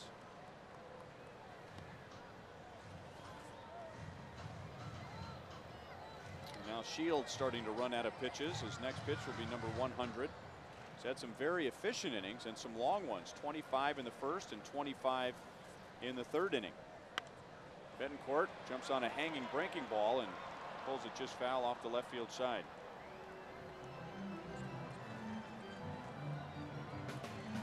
Coming up on Tuesday, it's our 4th T-shirt Tuesday of the year. Royals and the Angels at 7:10. We're going to give a nod to the 80s. 20,000 fans will receive a shirt featuring a retro-inspired Royals graphic from Sprint. Some good teams coming to Kauffman Stadium in the second half. The Rays, the Angels, and the Rangers. We're going to see a couple of teams with great balance, as you said, Frank, and the Rays and the Angels, and then a team with some big-time power in the Rangers.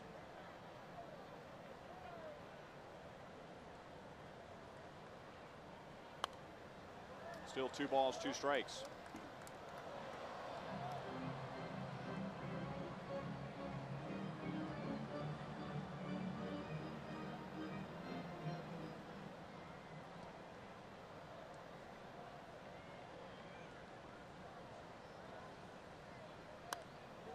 Back our way. Past Frank White. Look at that. Just like the Pope. Doesn't make the catch, but just like the Pope, turns to the crowd with his arms in the air and gets an enormous ovation.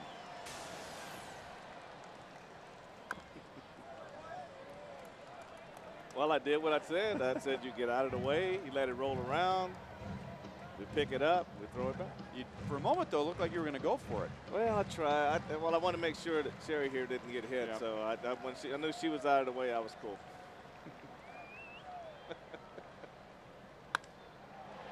Into right center and hit well. Upton will not make the play, and Betancourt will have extra bases. He's thinking about 3 with 1 out. And he's in there with a triple.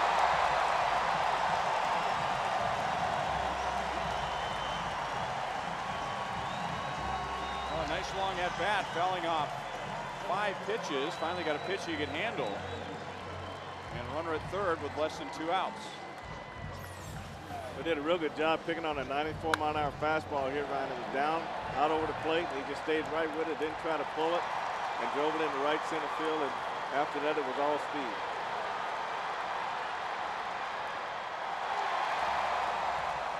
And now Shields, up over 100 pitches, is going to come out as the Royals will bat for the 4th time through against Shields. So he will not beat the Royals tonight. He will leave after allowing 6 runs on 11 hits. Betancourt at third, DeJesus coming up.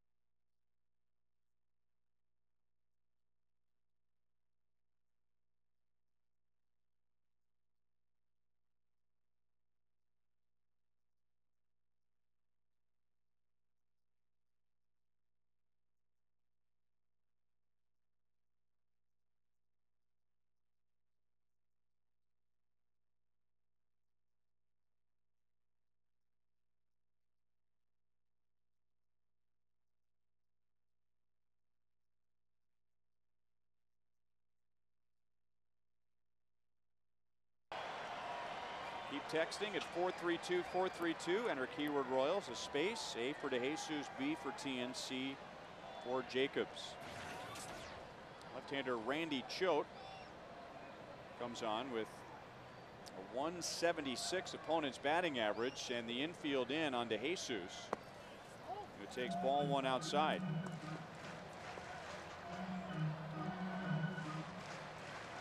A couple of good swings for the Royals off of Shields in this inning. Callaspo driving Gabe Gross to the fence in right field for an out, and then Betancourt tripled, and Joe Madden bringing on the lefty to face DeJesus. 2 out of 3. 1 ball, 1 strike. And you can just tell by Randy Choate's delivery that he's going to be tough on a left-hand batter. And he's just a 2-pitch pitcher with the fastball and slider, so it's just going to be a matter of of cutting that fastball and making it sink a little bit, but that slider, it sweeps to the outside corner. It's a good pitch. David with his 3rd hit tonight. The Royals are out to a 3-run lead. Well, productive night for DeJesus. 2 runs scored, an RBI, 3 hits, and the Royals have scored 7 in their first game of the second half. Well, David did a good job. Randy Shows dropped down, and David did a good job staying in there and just hitting the ball back through the middle. Didn't give it all. It almost looked like the last couple of games of the road trip. Well, Choate had 1 man to get, and DeJesus got away, and now righty on to face Bloomquist.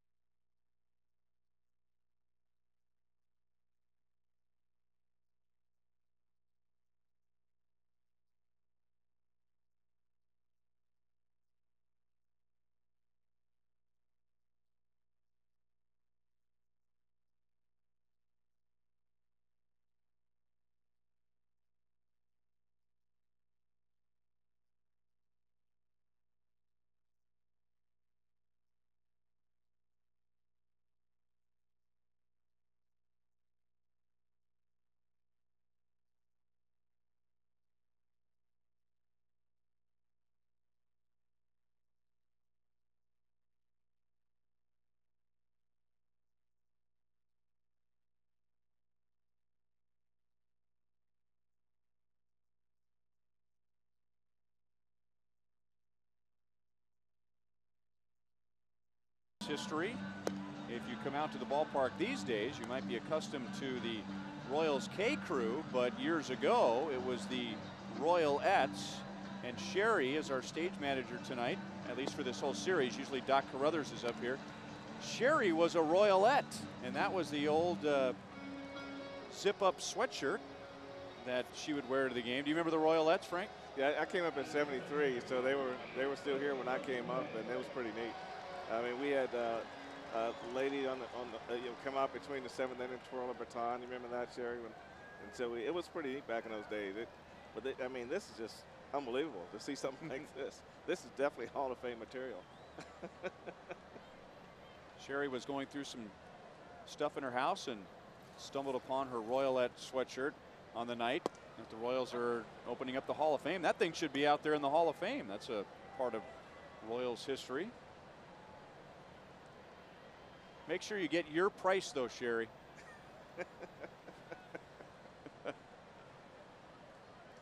Submariner Chad Bradford to face Willie Bloomquist. The Royals have added a run in the bottom of the 6th inning. David back to first in time. No double play as Willie lines out. So 2 away, and Billy Butler to the plate. And speaking of the Royals Hall of Fame and great players in Royals history, Chad Bradford and the way he pitches might remind you of Dan Quisenberry. Yeah, Quiz was a rarity. I mean, Quiz was over the top and really wasn't having any success, and then he dropped down, and he really didn't throw hard at all, Ryan, but he got a lot of sink on his ball and created ground balls, and he was just so unorthodox when he was almost to the ground, and just a lot of body parts going all over the place, and he would always come with a different pitch every year to try to throw the hitters off.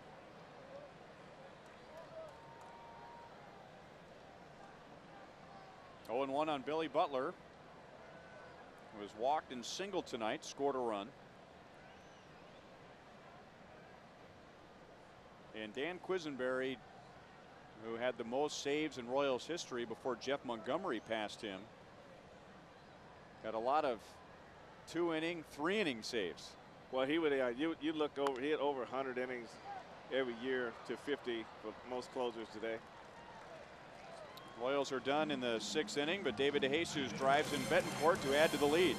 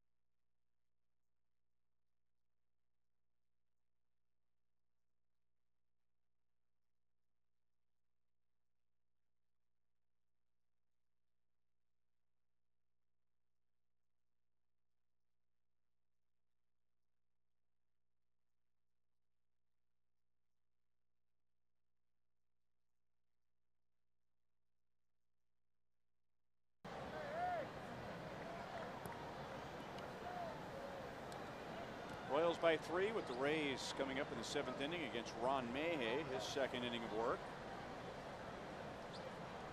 Carlos Pena, Ben Zobrist, and Pat Burrell face Mayhay, who gave up a harmless single in the 6th inning.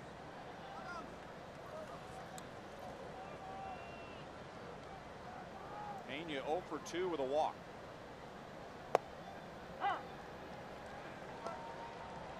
We have seen 2 out of the 3 things that Pena does the most this year. He leads the league in home runs. We haven't seen one of those.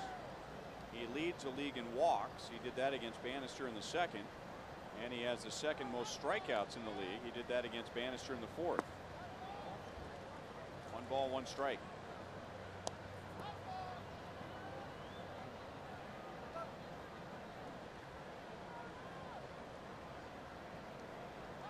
You know, that's kind of an odd combination.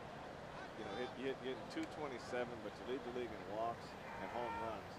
So you would think that he has a great eye, but then the strikeouts pop up. So then you say, well, it just doesn't make sense.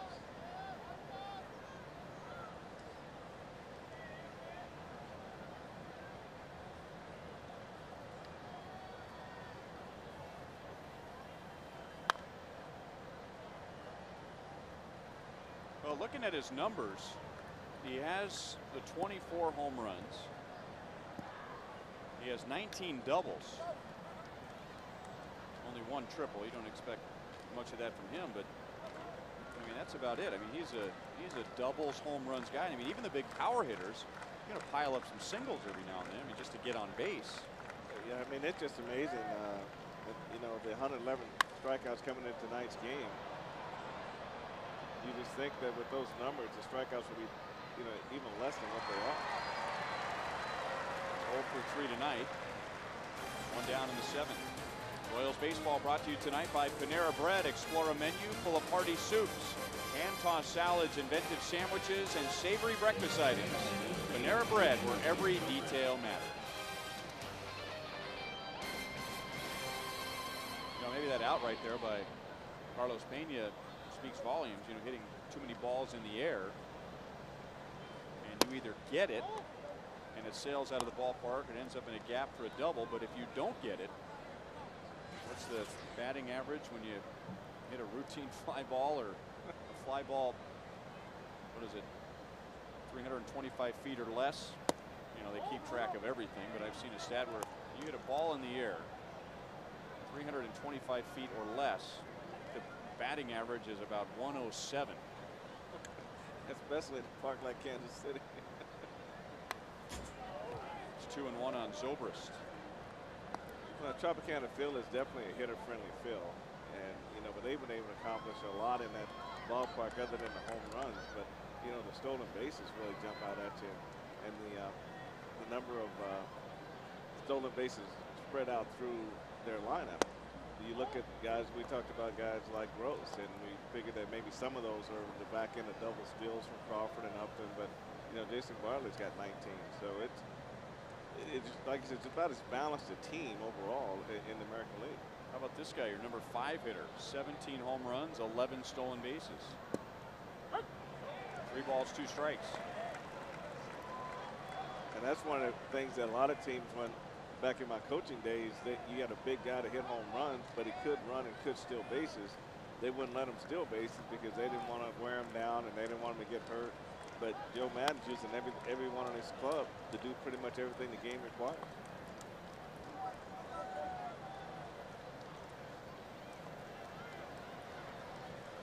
And for him, they say it's a mindset. It's thinking about taking the extra base. It's thinking about the right count to run on, so that there really is no comfortable runner at first base for the opposing pitcher. And even if the pitcher says, well, that's Gabe Gross over at first base, I don't need to worry about him. Well, perfect. Gabe Gross has stolen 6 bases this year. Now, that's not a big number, but how many times has he taken an extra base because the pitcher relaxed and said, oh, I don't have to worry about Upton, I don't have to worry about Crawford, I don't have to worry about Bartlett. Zobrist with his 2nd hit tonight. 1 on, 1 out for the Rays in the 7th inning.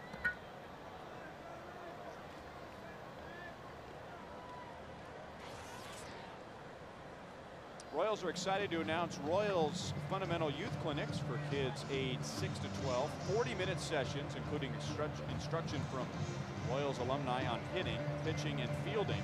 Clinics are scheduled for July 21st, 22nd, and August 4th, 5th, and 6th. To learn more, go to Royals.com/fundamentals as Jamie Wright replaces Ron Mayhay.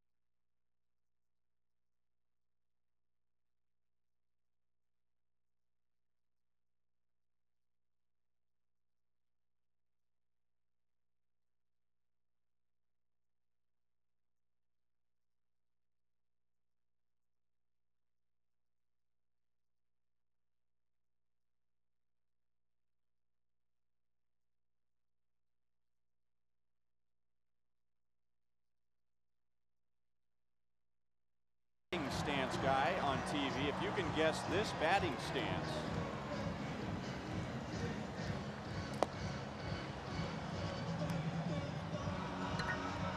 tune into the post-game show for the answer.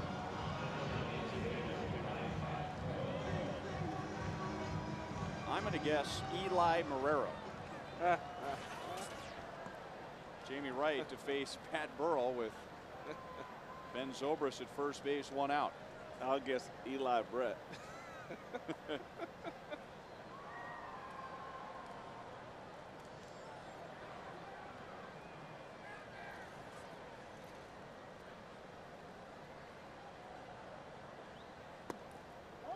1-0 on Burrell.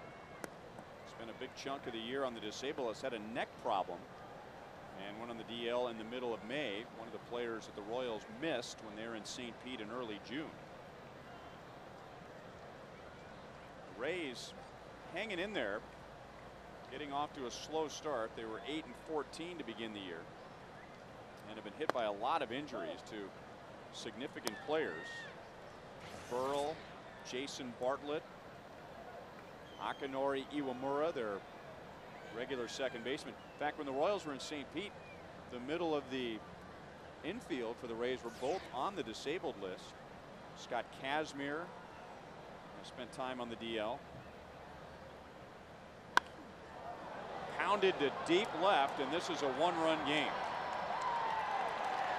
So on the night the Royals open the Hall of Fame, Pat Burrell lands one on the patio.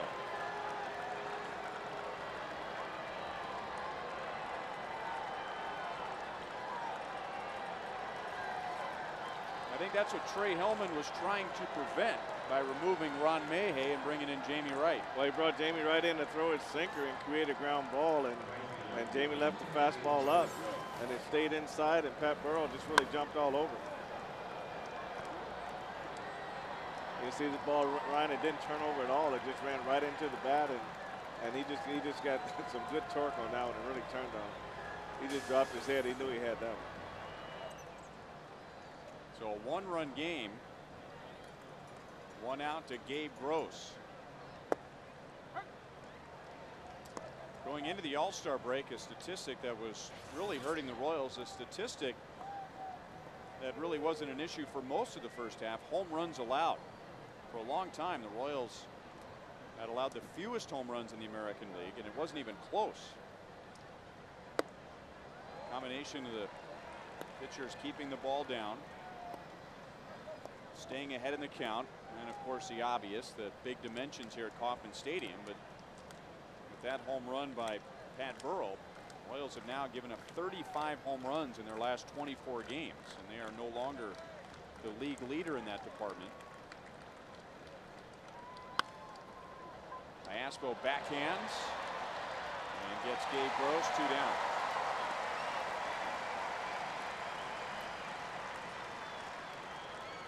I see Jamie's having a hard time getting the ball down, Ryan, and Pat Burrell had a good swing at him, and Gabe Gross had a good swing, and Alberto did a good job making this hop long. You see how he goes back on it to create a long hop, and then he was able to get to his feet and make the throw.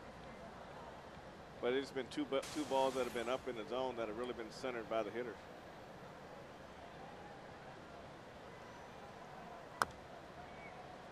Well, Trey Hillman has always said a tired Jamie is a good Jamie, and this is not a tired Jamie. This is a coming off of 4 days rest Jamie. Well, that's true. Now this pitch right here to Jason Bartlett, you know, when the sinker's really working, they're going to beat it down in front of home plate, just like on that pitch there. But you got to be able to repeat that pitch over and over again when you're a sinker baller. Hit the inside corner. It's 0-2. Bartlett hitless so far. He's reached with a walk.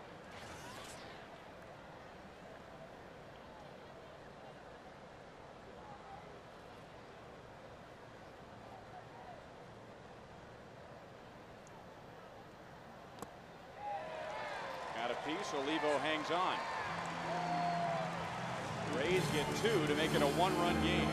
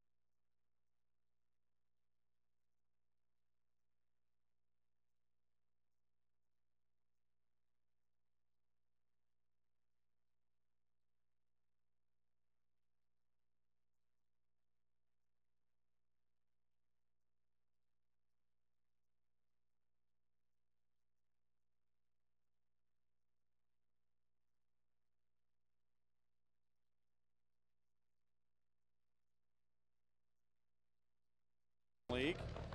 Yankees and Tigers delayed in the 8th.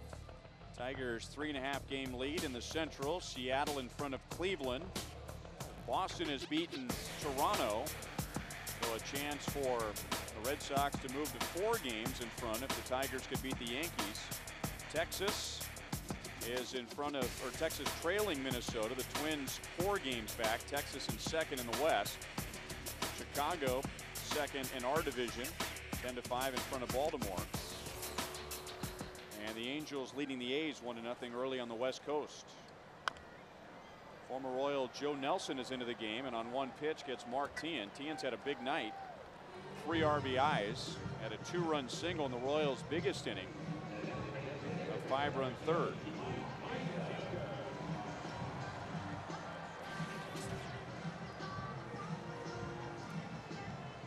Joe Nelson pitching with the Royals in 43 games back in '06. Had 9 saves for the Royals.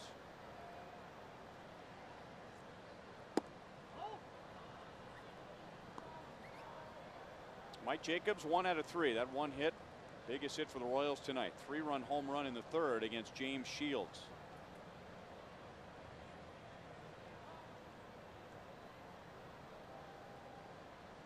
Jacobs one of several Royals who's had a big night tonight. And you call it, presented by Sprint. And now Jacobs has taken the lead from DeJesus as far as the top performance tonight. 38%. Mark Teahen second with 34. DeJesus with 28. 2 balls, 1 strike. You know, I thought David might be the one. He's hard to, with one swing. I know you got the 3-run homer, but you look at David's 3 hits. You look at the plays he's made in left field. So it's kind of interesting to see a DH really overcome that.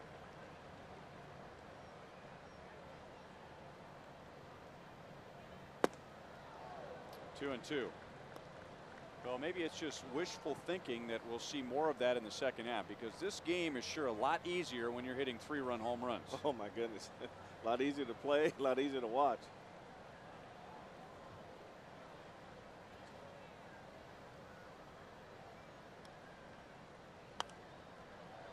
Two and 2. We were just talking about Joe Nelson when we were in Boston. We were spending a lot of time talking about Ramon Ramirez and his power change and the different change-ups that guys throw.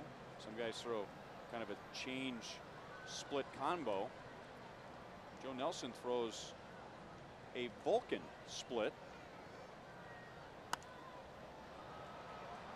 to the left side. Longoria wants it. Jacobs is the second out. Typically the split finger is wedged in between the index and middle finger, but there are some guys, not many, who actually wedge it in between the middle and ring finger. Here's the grip for you. And called the Vulcan, because that's how Leonard Nimoy's character, Dr. Spock in Star Trek, would greet the other Vulcans. I've never been able to do that with my hands. Maybe that's not close. That's close enough. I'm not a Trekkie, but I do know that much information. Yeah, I was. I must have seen every Star Trek episode. I was a big Star Trek guy. Did he greet everyone like that, or just the other Vulcans? Were there other Vulcans? I don't go to the convention now. No. I just watch them on TV.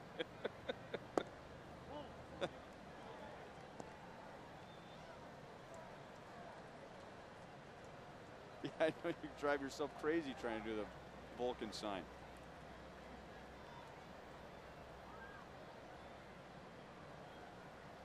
Oh.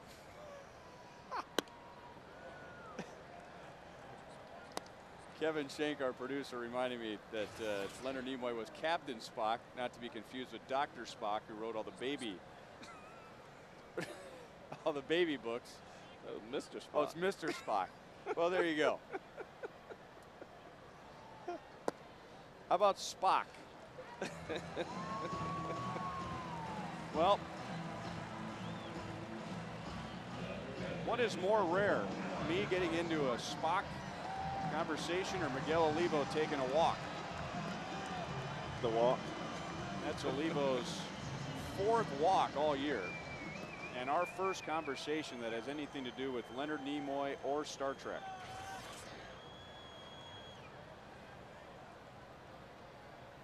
Alex is grounded out, struck out, and flied out. And behind 0-1 to Joe Nelson.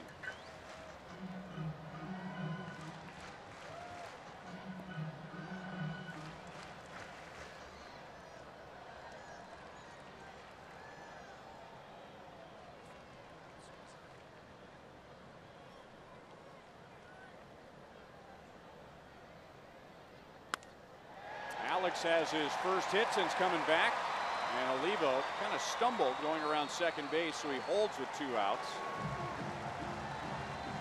The Royals ahead by 1. Have 2 on 2 out for Alberto Callaspo. It's always nice to get on the board in that first game, Ryan, and he really takes the changeup right here. This gets it at the end of his swing and really hooks it back to right field.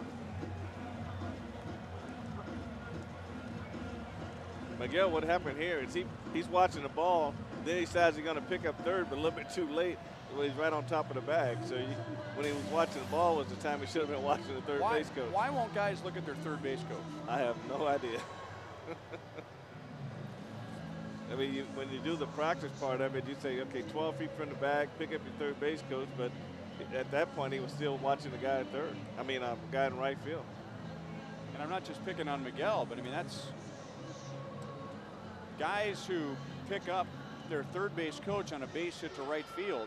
That group is about as big as the group that are very good at laying down a sacrifice bunt. It's getting smaller and smaller every year. Much smaller.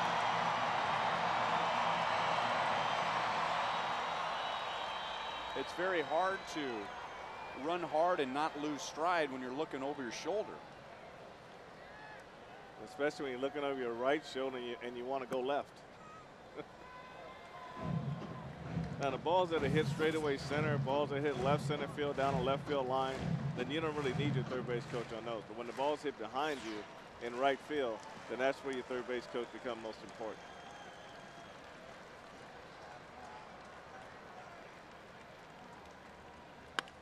Callaspo to the right side, and Zobrist throws him out. Royals strand 2 in the 7th.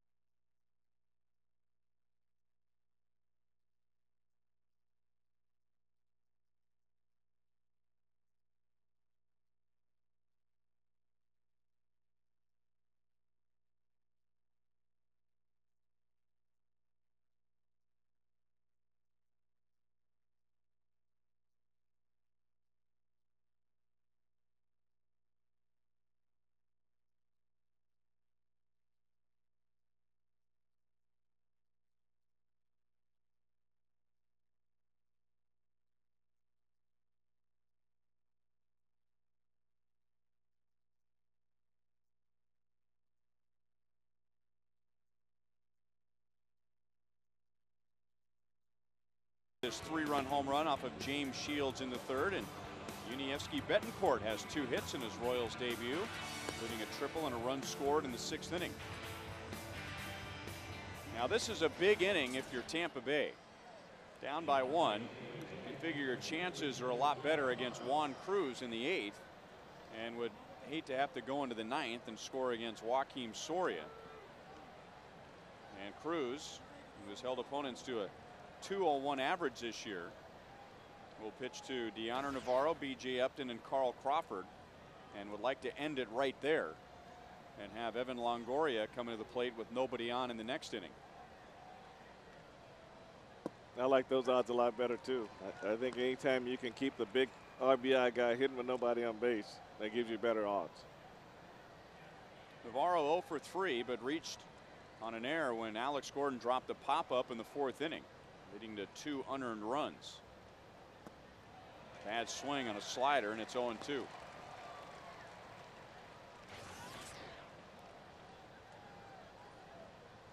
Brian Bannister giving up 4 runs in 5 innings, 2 of the runs unearned. He did have 4 walks.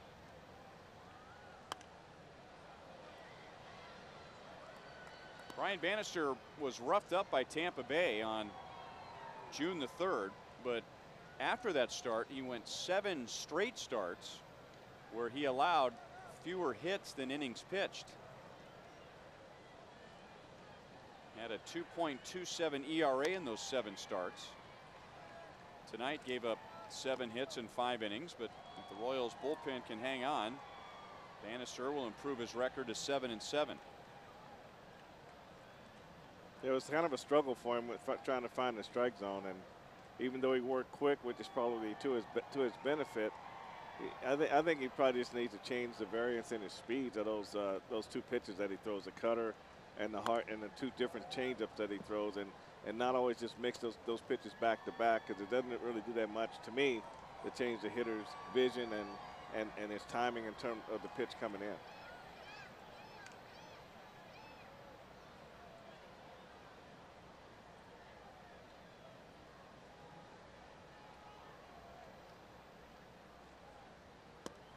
And he'll do that from time to time, but I could also see, if you're a pitcher and you look at these numbers for Tampa Bay, they hit home runs, they have great speed, they get on base, that you could perhaps give them too much credit and lose some of your aggressiveness. Well, what you want to try to do, Ryan, is make them hit their way on. When you give them too much credit, you end up getting deep counts, and you end up finding yourself in hitting counts, and you have nowhere to go, and then you end up walking them, and then all of a sudden these guys are hitting with men on base. So you have to really, you still have to throw them strikes. You just have to throw them quality strikes. Pulled to Callaspo, 1 down in the 8th inning, and Alberto Callaspo is the subject of tonight's Mercedes-Benz attention assist of the game. Back in the 5th inning with Tampa Bay batting, and Pat Burrell hitting a soft liner to Callaspo, who doubled up Ben Zobrist back at first. Rays scoreless in that 5th inning. And now the top of the order in B.J. Upton, who has a 2-hit game, and he has scored a run.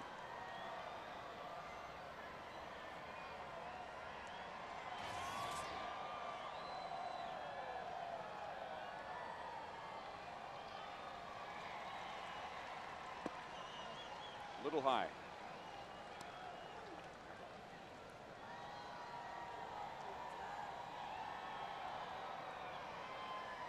Upton, one of the stars for Tampa Bay when these 2 teams met in St. Petersburg in June. Home run, 4 RBIs, a couple of stolen bases, hits a bullet past his third base coach Tom Foley. Got off to a very slow start, had surgery on his left shoulder during the offseason, and even though he was technically ready for opening day, he really wasn't 100%. And you mix in all the cold weather that you play in April and take that month away, and he's had a pretty good season. But overall, his batting average down. He's .242 coming into this at bat.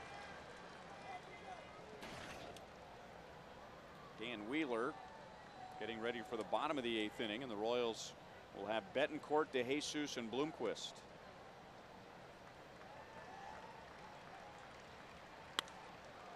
The slider hung, but DeJesus in left.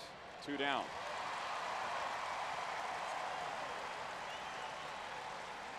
Tonight's copyrighted telecast is presented by the authority of the Kansas City Royals. May not be reproduced or retransmitted in any form, and the accounts and descriptions of this game may not be disseminated without the express written consent of the Kansas City Royals Baseball Corporation. Ryan Lefebvre with Frank White and Joel Goldberg on a delightful night in Kansas City. Opening of the Royals Hall of Fame, a huge crowd watching tonight on a Friday night. Fireworks after the game, and hoping the Royals can hang on to a one-run victory in the first game after the All-Star break. Cruz blowing a fastball at 96 right by Carl Crawford. Here's the Royals all-time saves leader Jeff Montgomery, who participated in the Hall of Fame Classic game, as did Frank White, who had a couple of hits. Still 0-2.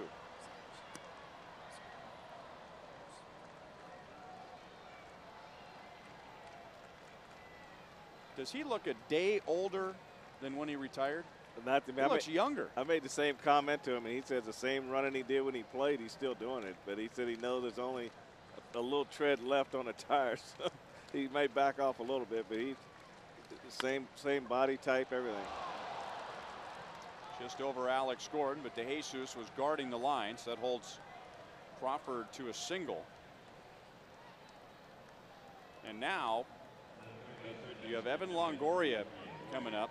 He's the one who can hurt you, Frank. So how much attention do you really want to pay to Carl Crawford here? Well, I think that he's a tie and run, and he's going to have to run at some point.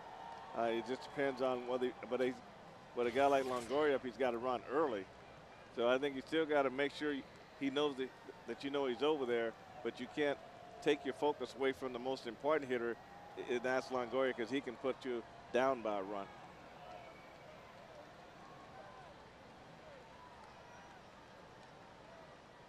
Not running, and Longoria takes strike one.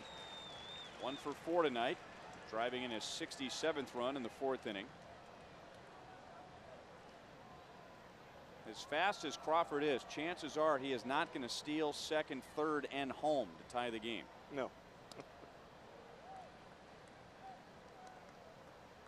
Now that has been done in Major League history. A base runner stealing 3 bases in 1 inning.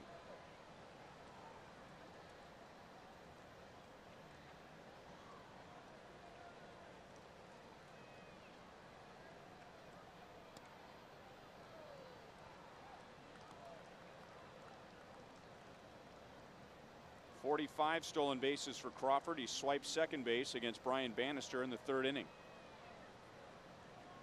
I think what you do, Ryan, is you want to make sure that you know he's over there. You may look once or may throw over, but you know sometimes you go ahead and not look at all. So just vary your looks, but keep your focus at home plate.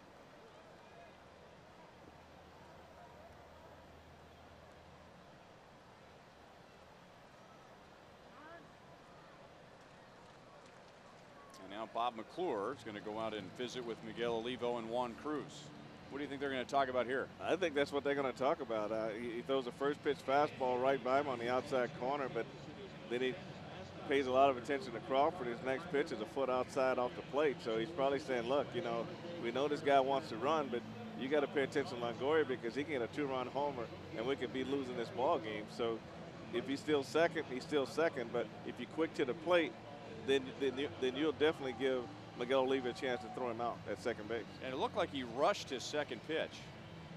And if Longoria gets on by hit or a walk, then you have 24 home runs after him and Carlos Pena.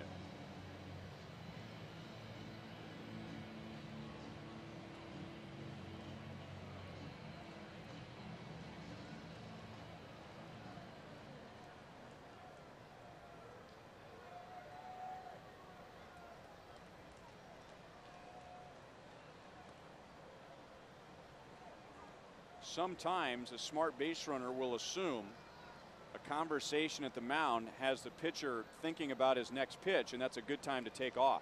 Well, anytime you can exploit what they think is a weakness, they will. Started to go and stopped, and Longoria fouls it away. More of a flinch than anything else, but he thought about taking off for second base. I think Cruz has really got him to the point where he's not real comfortable at first base getting a good jump because he's awfully quick to the plate. What you don't want to do is be so quick that it takes away from the effectiveness of the pitch coming to the plate.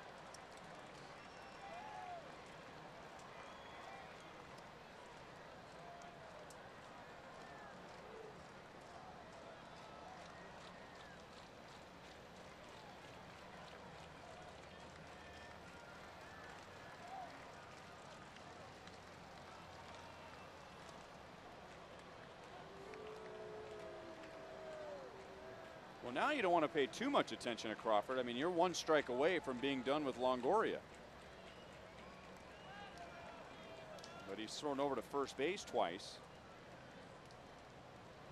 Yeah, I really don't see the point in it right now. He's already got him to the point where he's quick enough to the plate. So just make a quality pitch, and that's what happens right there. That's the biggest mistake I think he's made in this whole sequence. You jump ahead of Longoria, just go out and make a good pitch. Who cares about Carl Crawford? Well, at that point, you got him to 2 strikes, and you've already established the fact that you're quick to the plate. So then he comes up with I believe it was a changeup that he just didn't have any control of at all.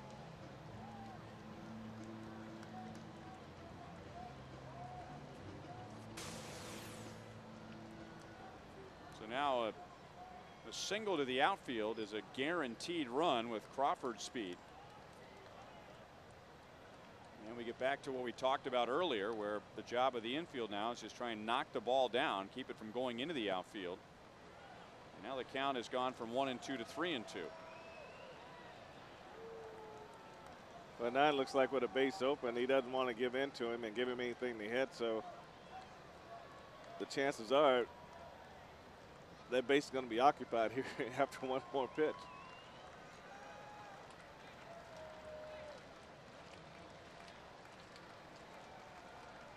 Well, he wants to throw a changeup on 3-2. And Longoria hits it an absolute mile.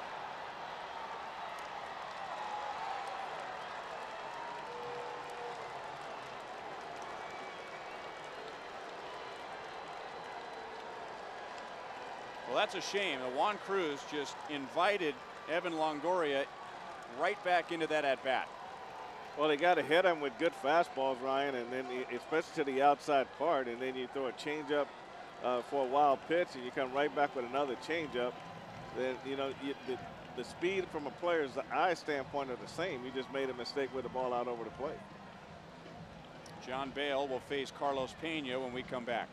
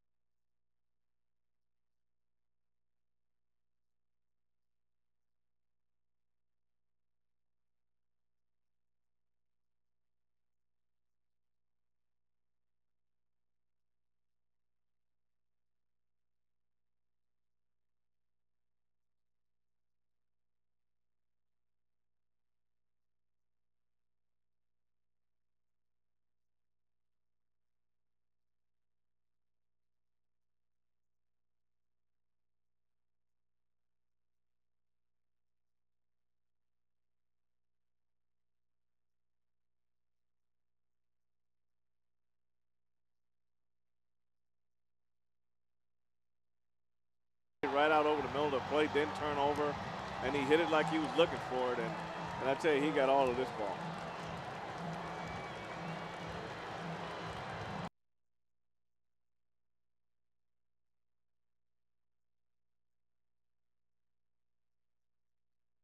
But you can give an assist if that stat was available to Carl Crawford, and he really took the aggressiveness away from Juan Cruz. At least it appeared that way.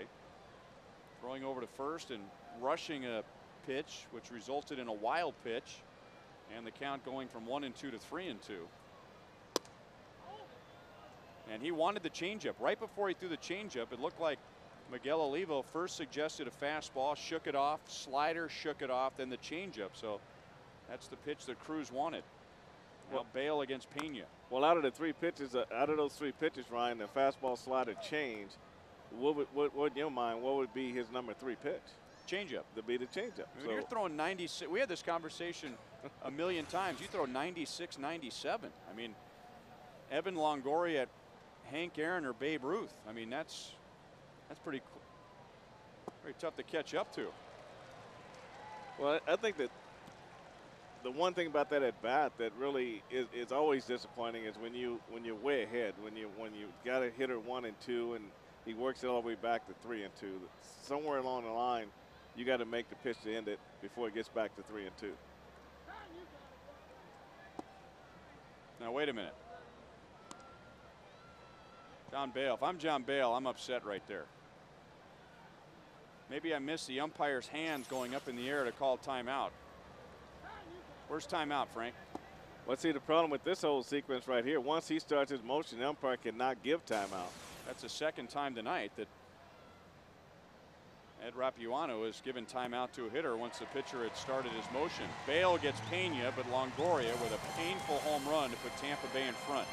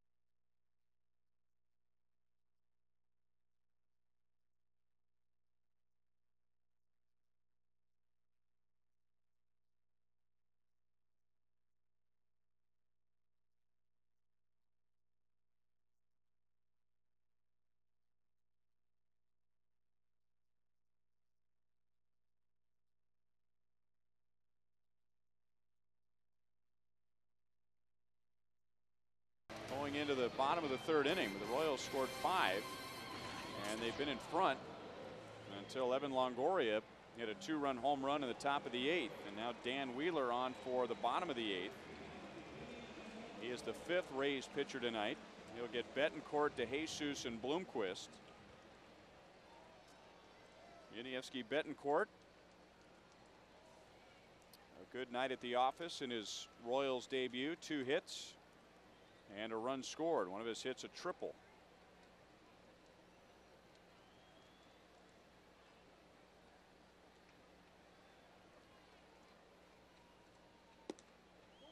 The Rays have lost 2 closers already this year. Troy Percival was their closer for most of last year, and then he was hurt and missed the postseason, but came back this year, injured his arm, done for the year.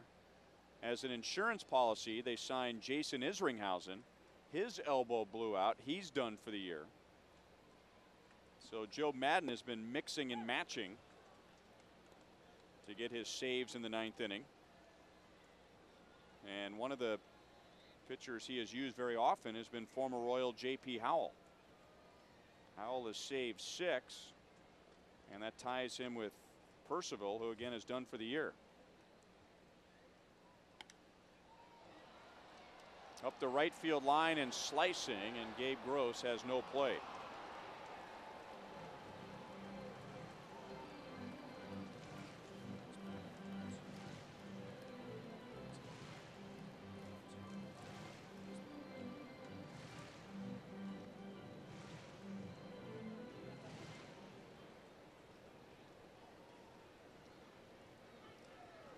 And there's J.P. Howell, who is warming up now, so he may be asked to get more than 3 outs tonight.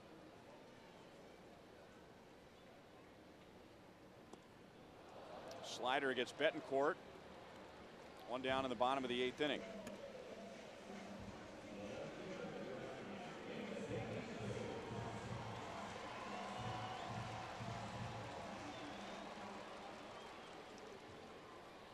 And up comes David DeJesus, who's had a good night. 3 hits. He has driven in 1. He has scored 2.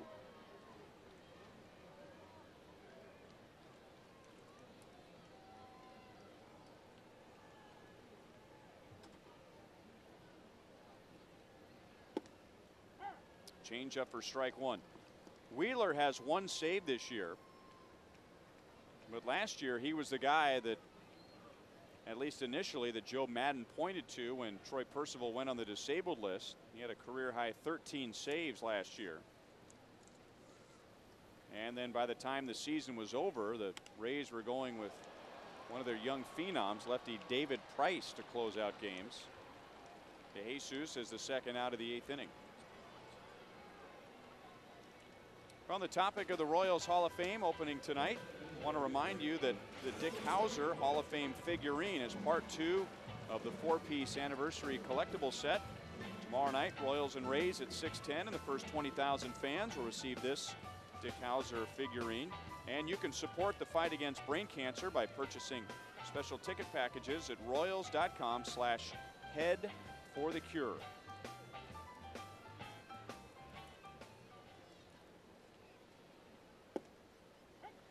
A slider for a strike to Bloomquist. Willie 1 for 3. He has scored a run.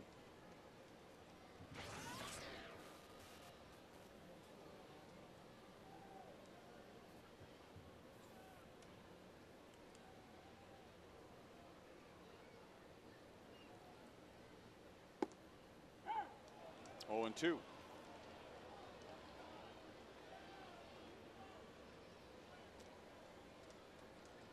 The Longoria home run, taking James Shields off the hook. Shields is really beaten up on the Royals. And tonight the Royals beat him up with 7 runs, 11 hits, and 5 1/3, but he'll take a no decision. The pitcher of record now for the Royals is Juan Cruz, and for the Rays, Joe Nelson, who pitched a scoreless 7th.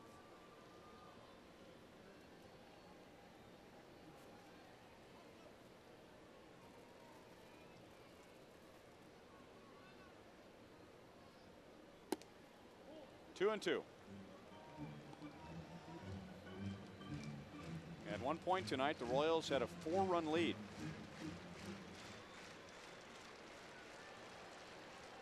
After getting 5 in the bottom of the 3rd inning, had a 6-2 lead. Rays with 2 in the 4th, 2 in the 7th, 2 in the 8th. Royals with a single tally in the 6th. And the count goes from 0-2 to 3-2 to Bloomquist.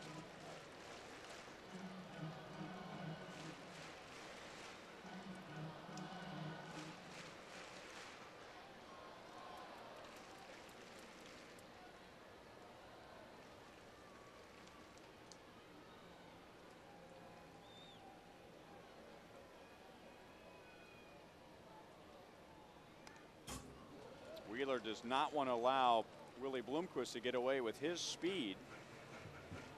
And Billy Butler's 27 doubles this year. An extra base hit could score Bloomquist from first. So that would be automatic in this big ballpark, whether it be left field line, right field line, in the alleys. And Willie's an excellent base runner. And he's also got the stolen bases, too. He has that ability also.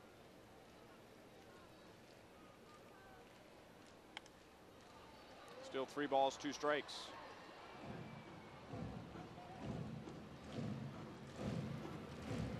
Dan Wheeler, originally from the Rays organization, and not one of those guys you figured would make it to the big leagues. He was drafted in the 34th round in 1996. Traded to the Astros and back with the Rays for a second tour. And Willie is being a tough out with 2 down in the 8th.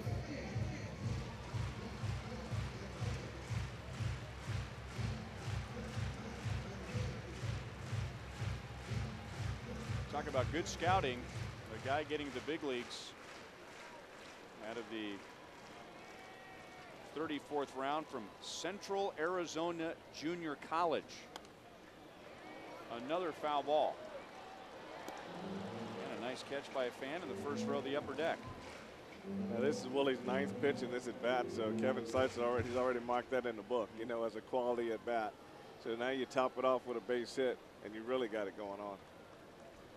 From a quality at bat to a productive at bat.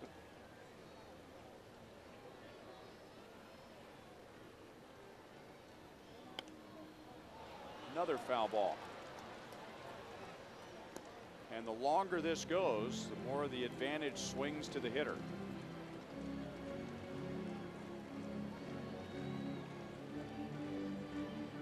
It's interesting how Wheeler gets the sign from the catcher and then kind of gathers himself almost in like a standing fetal position. And then standing upright, almost as if he's mumbling to himself. As Willie pulls it to third, and Longoria, whose home run has put the Rays in front, gets an assist for the final out of the bottom of the 8th.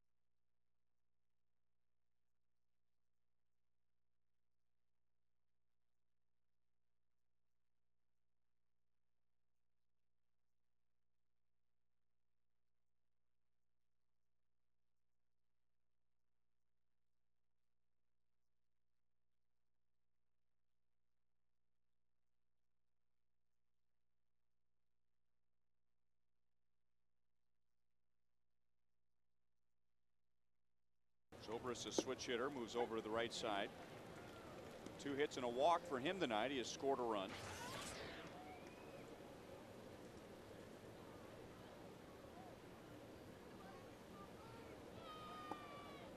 Now you figure if the Rays were going to score 8, it'd be a long night for the Royals, but the Royals have also had a big night on offense. Their biggest inning, a 5-run third. They have a 3-run home run from Mike Jacobs. Mark Teahan has driven in 3. Royals scoring a run in the first inning, getting off to a good start to begin the second half.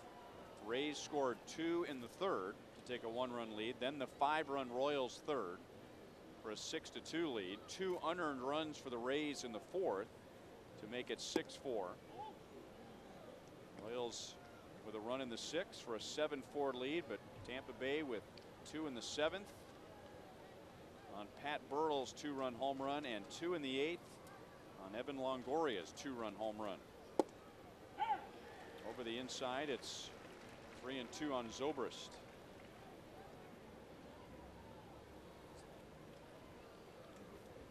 With a well-rested bullpen on both sides, both Trey Hillman and Joe Madden have used 5 pitchers tonight.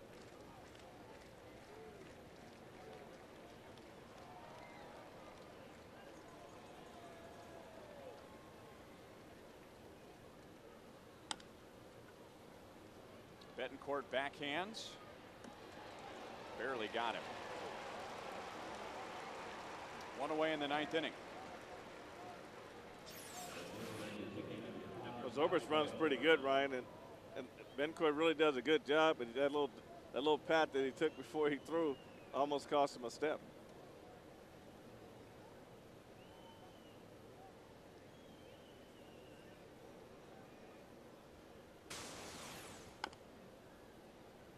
Oh, 1 to Burrell. You think about shortstops, even the good ones will typically have more errors than the second baseman and the third baseman, and I think that was a bit of an example there. Even though that wasn't an error, there was almost no room for error when you're a shortstop. You'll see a second baseman, a third baseman every now and then not field it cleanly, but they have plenty of time to recover and throw.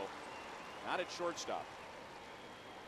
Coming up immediately after the game, it's Boulevard Royals Live with Joel Goldberg, Jamie Quirk, and Paul Splittorff.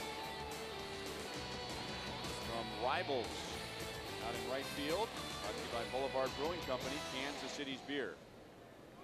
Well, I think you're right about all that, Ryan. It is a tough position to play. That's what makes it tough. And if you don't have a force out at second base to help you out when you bobble a ball or you have to go deep in the hole, then you got to make that long throw. And so I guess you got to go by the range of a shortstop. If he's rangy and he misses some balls, you can say he gets some more balls. That's why he makes more mistakes. But you always want to see the throws be accurate. Seems like say so many times about a second baseman, knocks it down, picks it up, throws him out. Third baseman, ground ball to third, knocks it down, picks it up, throws him out. Fumbles it, recovers, throws him out. You don't say that very often for a shortstop. I mean, he knocks it down. He may, keep the ball from going in to the outfield, but unless it's an extremely slow runner, that's the end of the play. It's the end of the play, and you like to see your shortstop stay on his feet as much as possible. Because once you dive for a ball, your chances of throwing a guy out are very, very slim. Unless it's a one hopper to your left or right a couple steps, you got a chance. But on a ball rolling on the ground, if you leave your feet, then if that guy runs halfway decent, you're probably not going to get him at first base.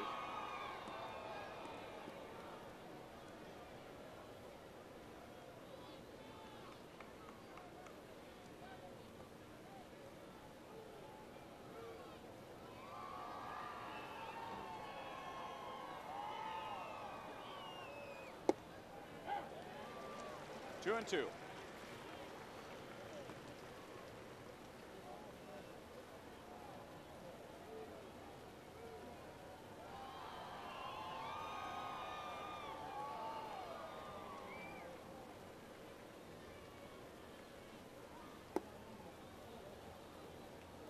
This combination of power and speed, the Rays this year in their 77th game had 100 stolen bases and 100 home runs. That's the fastest in Major League history. And only the 5th team in history to do it before the All-Star break. They're down in order in the 9th. And coming up in the bottom half, Billy Butler, a hit and a run scored. Mark Teahan is driven in 3. And Mike Jacobs has driven in 3.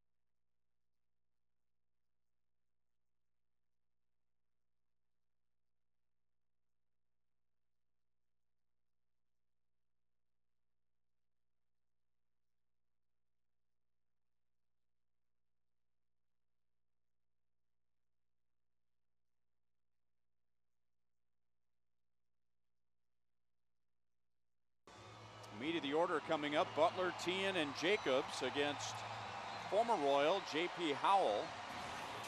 Will be going for his 7th save. He is the 6th pitcher tonight for Tampa Bay.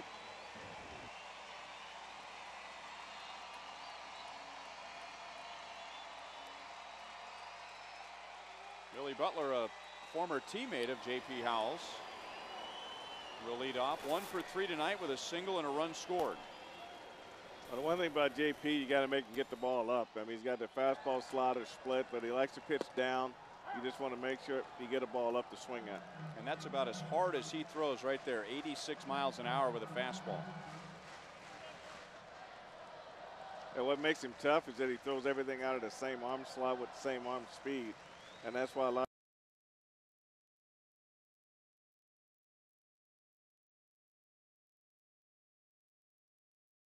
pick back in 2004, a supplemental first-round pick. He was in the big leagues the next year, winning his major league debut in Arizona. 1-2, but he finished that year 2005 at 3-5, an ERA over 6. Didn't pitch with the Royals at all in 06 and was traded to Tampa Bay. Hits it right to Bartlett at short. And a nice stretch by Pena, 1 down in the 9th inning. Now, the trade to the Royals, and you look at it now, and it's easy to say, well, that was just a bad deal because Howell is pitching so well in the Rays bullpen, and Joey Gathright is no longer with the Royals. But when you look closer at the numbers, his first year with Tampa Bay, 8 games, an ERA over 5. His second year with Tampa Bay, 10 games, an ERA of over 7.5. So he was a disappointment the first 2 years with the Rays. But in spring training of 2008, after he lost a spot in the rotation, it was clear he was not going to be one of the top 5 pitchers. Joe Maddon said, you know what, I think this guy could help us out in the bullpen.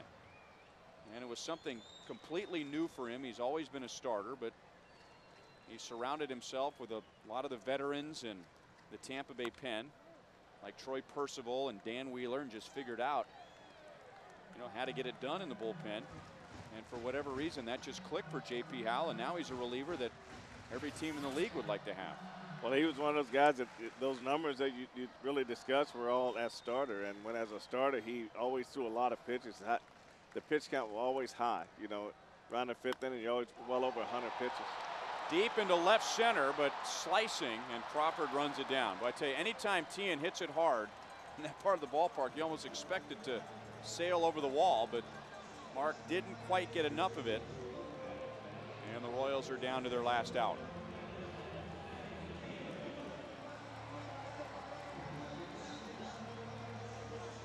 And now Jose Guillen is going to pinch hit for Mike Jacobs. Jose held out of the starting lineup. He was late coming in from the Dominican Republic. He had a family situation to deal with over the All-Star break. He was excused by the team and allowed to arrive late.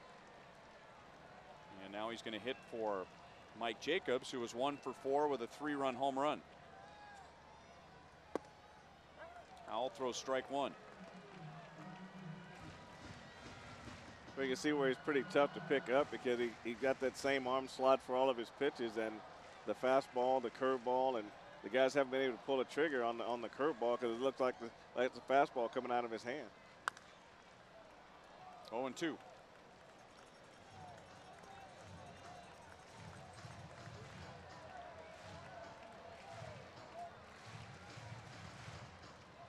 You know, the advantage too, Frank, of being a short reliever is you don't really have to save any of your stuff. I mean, you can come out with your best stuff right away because you're only going to see the lineup once, if you even see the whole lineup. Right. Sometimes you see that one left-hander and you're gone, but I think he can induce ground balls, and right now he's in a position now where he throws more strikes because as a starter he threw a lot of balls. He gets Guillen on 3 pitches. Navarro down to first to complete the strikeout and finish off the game. So the Tampa Bay Rays, down by 4 runs at the end of 3 innings, come back and beat the Royals 8-7. So Joe Nelson, the former Royal, gets the win. J.P. Howell, the former Royal, picks up the save, his 7th. And the loss goes to Juan Cruz, who gave up the 2-run home run to Evan Longoria.